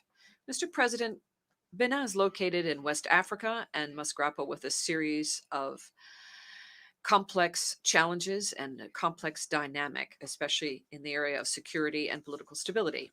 Indeed, it's no secret to anyone that politically speaking, the West African sub-region is in the grips of political instability and serious governance issues. Moreover, the security threat has intensified in a number of countries, given the combined effects of terrorism, violent extremism, and piracy.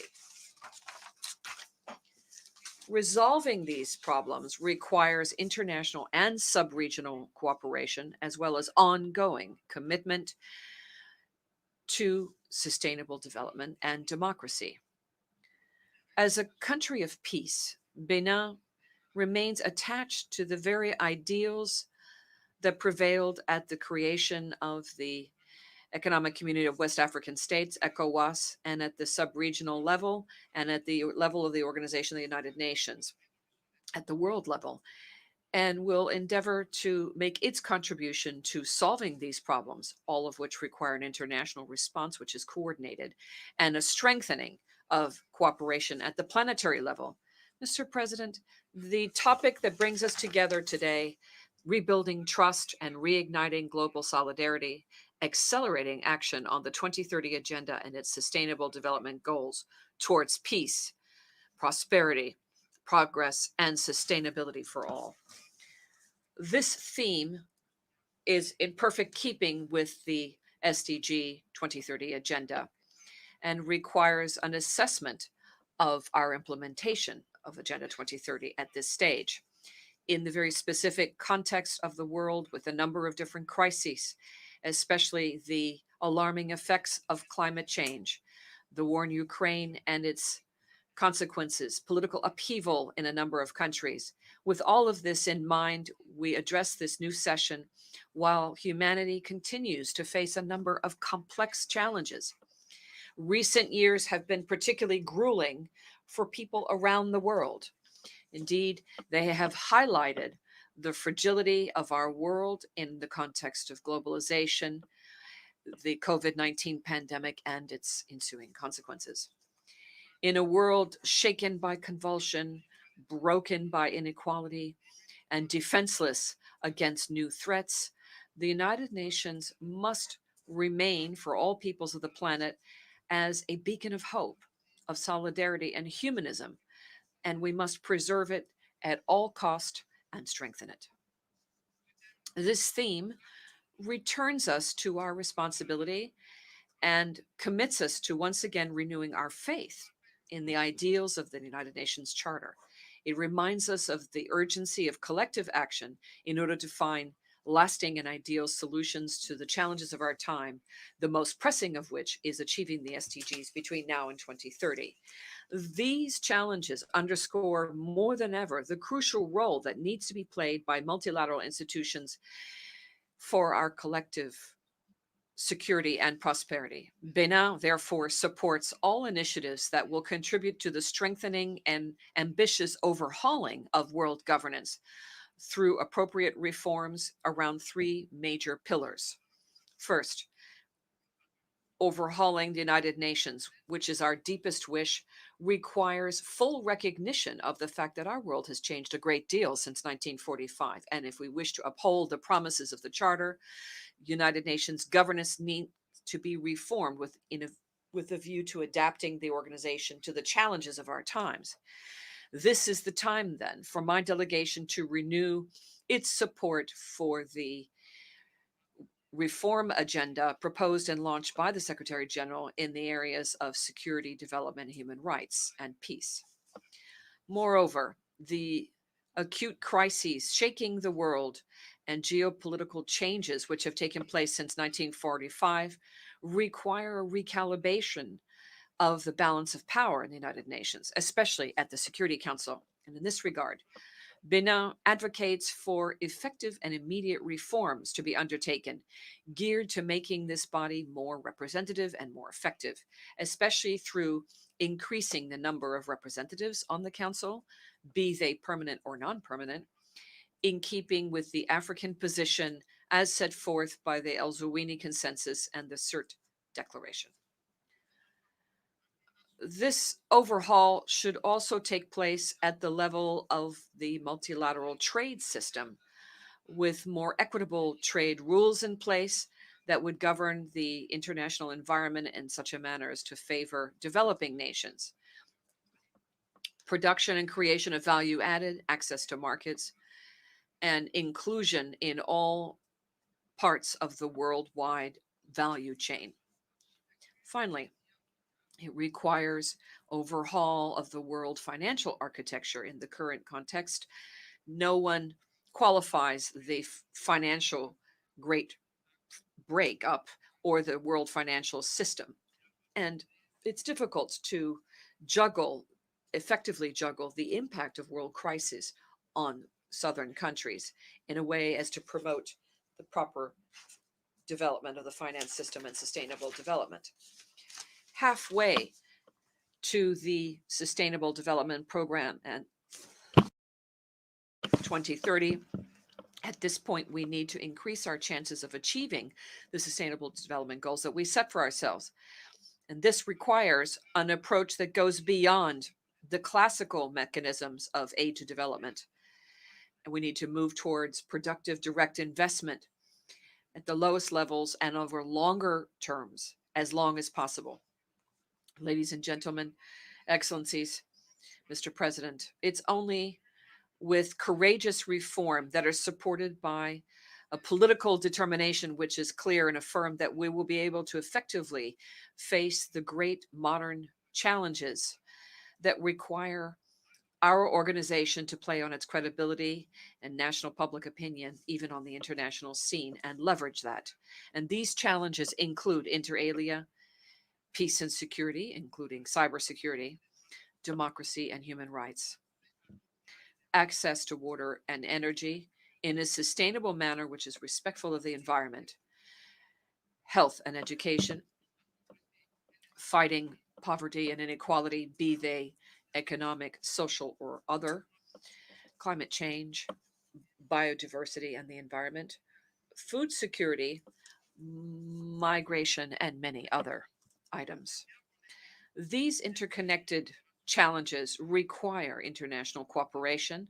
They require concerted action and innovative solutions to solve the problems of the modern world and to build a more sustainable and equitable future for all.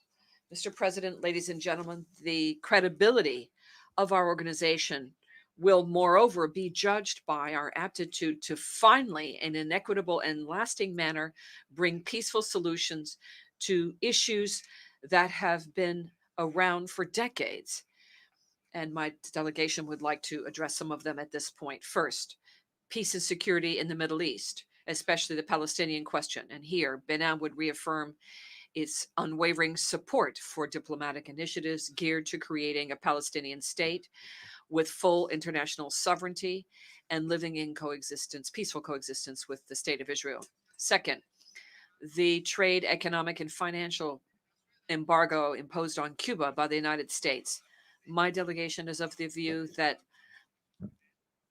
flexibility and lifting the embargo will allow the Cuban people to meet the many crises that are currently taking place on our planet. In this context, we call for specific measures to be taken towards definitively lifting the embargo and normalizing relations between these two countries, both of which are friends of Benin. The issue of Western Sahara is an issue that we believe deserves a definitive solution by leveraging the political process and what has been achieved in that progress under the auspices of the Secretary General of the United Nations in the context of implementing the relevant resolutions of the Security Council on this matter. Mr. President, ladies and gentlemen, excellencies, the future of our organization, the United Nations, our common organization, depends on our collective responsibility to endow it with the means to strengthen itself and to contribute to the future of a world governance system that would be more inclusive, that upholds its promises and guarantees a better possible future for the people of the United Nations, especially young people. My delegation will continue to work with all countries that share this ideal. Thank you for your kind attention. End of quote. I thank the chair of the delegation of Benin. I now give the floor to His Excellency Damiano Bellifi, chair of the delegation of San Marino.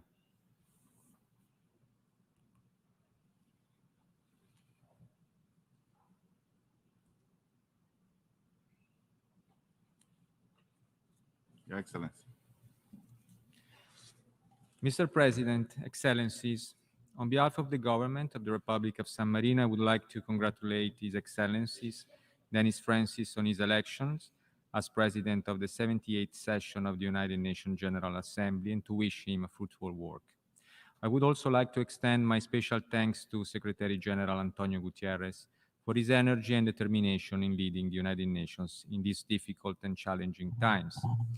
Mr. President, the coming years will be crucial not only for our future, but for that of generations to come. The promises of the 2030 Agenda are in danger. Despite years of sustainable development gains, millions of people have fallen into poverty, and hunger and malnutrition are becoming more pervasive. We are concerned by the multiple interlinked crises that are pushing our world over the brink, especially developing countries. The crisis of climate change, biodiversity loss and pollution, migration and forced displacement, the cost of living crisis, the water, food, financial and energy crisis are threatening our planet and people and derailing progress on the Sustainable Development Goals.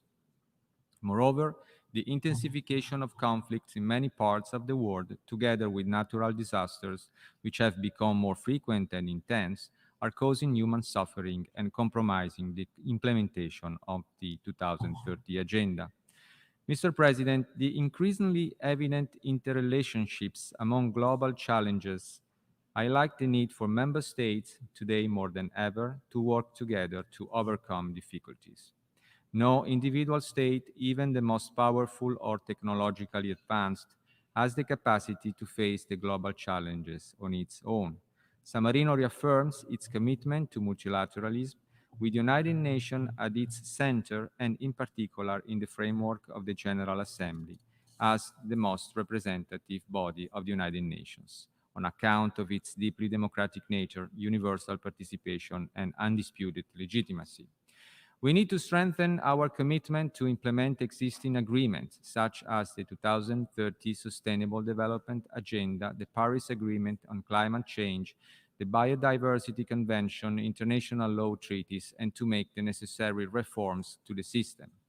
We need to revitalize the United Nations by reinvigorating the multilateralism if we want to pursue credible solutions to the global challenges.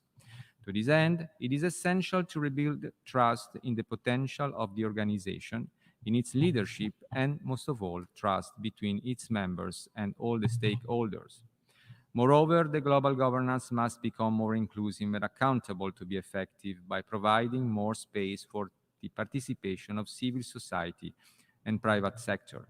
It must ensure sustainable finance by catalyzing a new generation of public and private investment in global goods, but also by strengthening the global financial safety net in order to make it possible for member states to access to international funding during times of crisis. Reforms must remain at the center of our action because they are crucial to future world stability and maintenance of international peace and security. In this regard, San Marino follows with particular interest the Security Council reform. As we have stated on previous occasions, our country believes that intergovernmental negotiations favor the search for an agreement based on a broad and strong political consensus, able to reflect the interest of all negotiating groups. San Marino calls for a reform that makes the Council more democratic, transparent, efficient, and accountable. This goal can be achieved only through a continuous dialogue among member states and the awareness that overcoming the respective initial position is essential to negotiate the broadest agreement possible. Mr. President, we are facing difficult times with an unprecedented level of violence, mass atrocities, and displacement.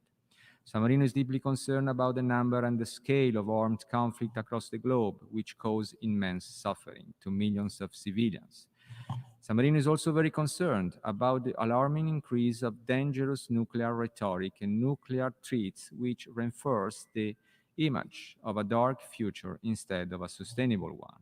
Any use or threat of use of nuclear weapons is irresponsible and totally unacceptable. Unfortunately, today the risk of a nuclear weapons use, either deliberately or by accident, is higher than at any time since the Cold War. Nuclear weapons use would cause massive death and destruction and would create catastrophic and prolonged consequences on human health and well-being, as well as on the environment.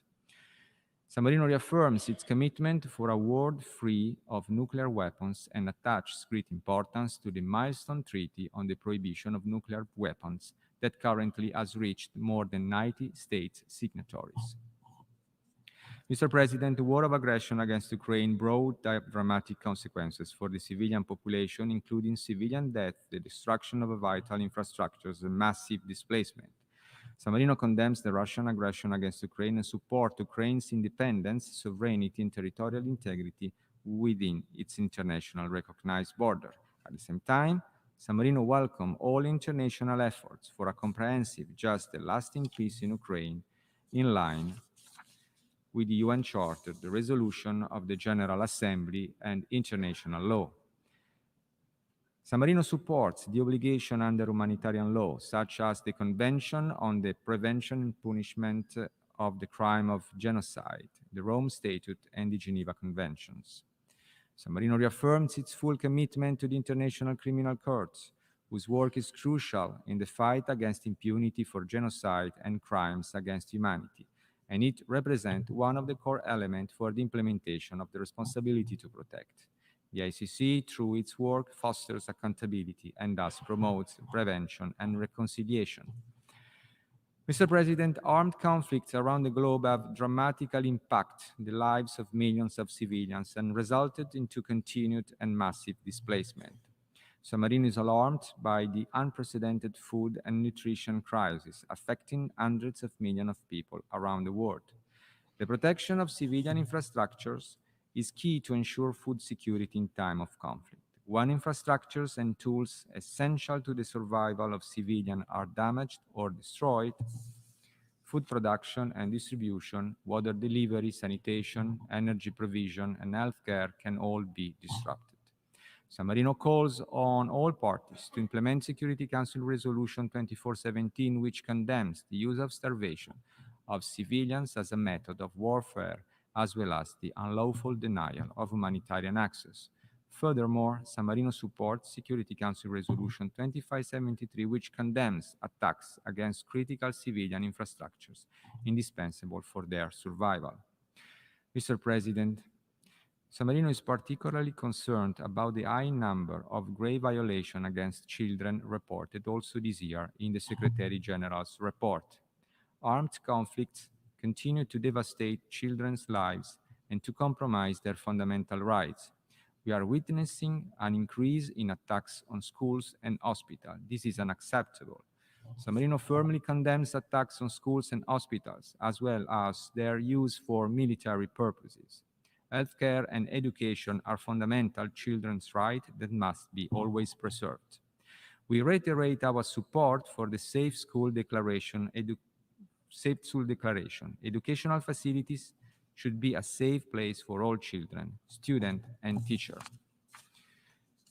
We are also concerned for the substantial increase in the recruitment and use of child soldiers. We call on all member states to ratify the optional protocol to the Convention on the Rights of the Child on the Involvement of Children in Armed Conflict.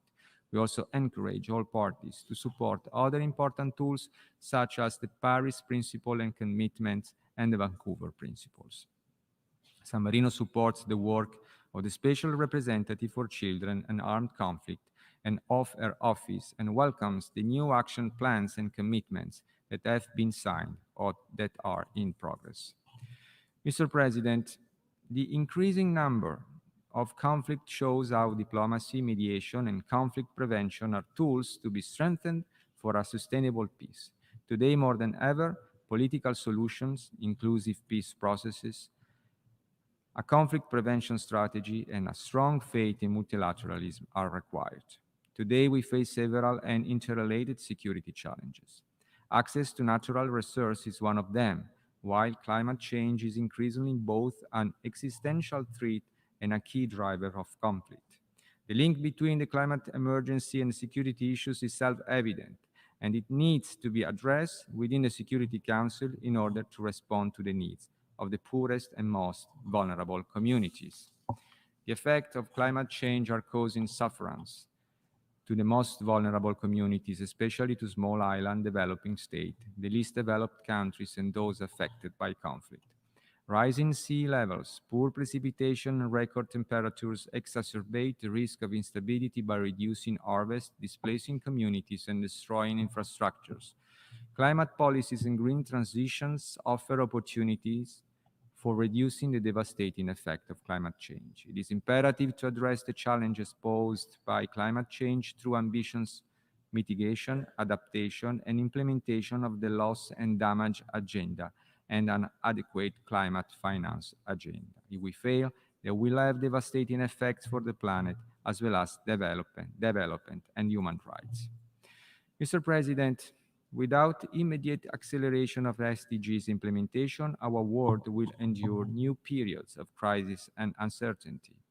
The recent SDG summit represents a chance to scale up efforts to achieve the 2030 Agenda and the Addis Ababa Action Agenda, including through development cooperation, SDG investment, enhancing macroeconomic policy cooperation, and implementing action to accelerate sustainable development in particular in support of developing countries. San Marino commits to accelerate action to remove all legal, social, and economic barriers to achieving gender equality and the empowerment of all women and girls. We support the empowerment of other vulnerable groups, such as youth and people with disability, aiming at the realization of and full enjoyment of their human rights. For San Marino, it is essential to continue to work for an inclusive and equitable quality education, including early childhood education, digital education, and stress the importance of addressing the gender gap in education. In this regard, we welcome the outcomes of 2022 United Nations Transforming Education Summit.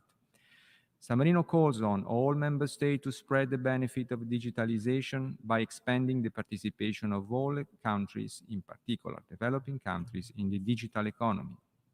We also believe extremely important to accelerate the transition to sustainable food system and promote healthy nutrition, diets and consumption practices, and to recover momentum and accelerate efforts to end hunger and all forms of malnutrition. In this respect, we welcome the outcome of the 2023 UN Food Systems Stocktaking Moment, which served as the first global follow-up to the 2021 Food System Summit. Moreover, as promoter of the resolution, which established the 29th of September as International Day of Awareness of Food Loss and Waste, San Marino firmly believes that the fight against food loss and waste will contribute to promote food security and welcomes all the initiatives aiming at developing awareness in such responsible behaviors. In conclusion, Mr. President, if we want to build inclusive, equitable, and peaceful society, it is essential to find new ways of working together and to ensure that multilateral institutions will be able to address the rapid changes taking place. Member states must assume their responsibilities, including that of making our organization able to fulfill its mandate, which is to protect the citizens of the world. Thanks to its century-old history of peace and freedom, San Marino is a state with a strong vocation to dialogue and solidarity. Our state is small, but proud to bring its contribution to the work of the United Nations. Thank you.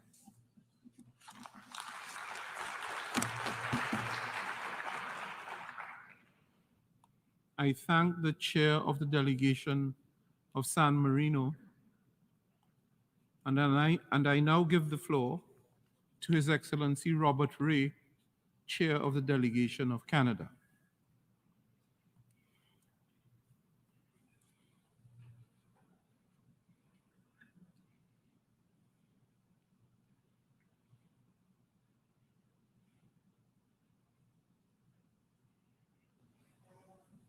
Mr. President, I'm very honored to speak to the General Assembly on behalf of the Government of Canada. I recognize that I'm doing so on the traditional territory of the Lenape people. First of all, Mr. President, I'd like to congratulate you on your election as President of the General Assembly. If I may say so, it's wonderful to see a member of the PR community taking charge, and it's been a pleasure working with you, and I'm looking forward to working with you in the time ahead. I'd also like to offer our sincere condolences to all those who have lost loved ones in the terrible floods in Libya, as well as with our dear friends in Morocco who are mourning the many lives that have been taken by the devastating earthquake. Let me assure you that Canada stands ready to assist in whatever way we can facing these challenging situations. And we're thinking today, as we see the very, very tragic photographs and videos of the Armenians who are leaving Nagorno-Karabakh after such a challenging experience over the last several months, indeed years. Mr. President, just before coming to New York, I had the opportunity to work with an Indigenous Council of Leaders in Northern Ontario in Canada, and they had what I thought was a very effective slogan, which was quite simple. It talked about the power of unity and the dignity of difference. And I think it's a theme that we should perhaps think about. Sometimes people talk about the failure of the United Nations. And I point out to them that no, it's the divided nations that are failing. When we are united, we succeed. It's when we are divided that we fail. And so I want to suggest that we need to seize this time and all the times that we have to make a difference, but we'll only succeed if we come together. We are at the halfway point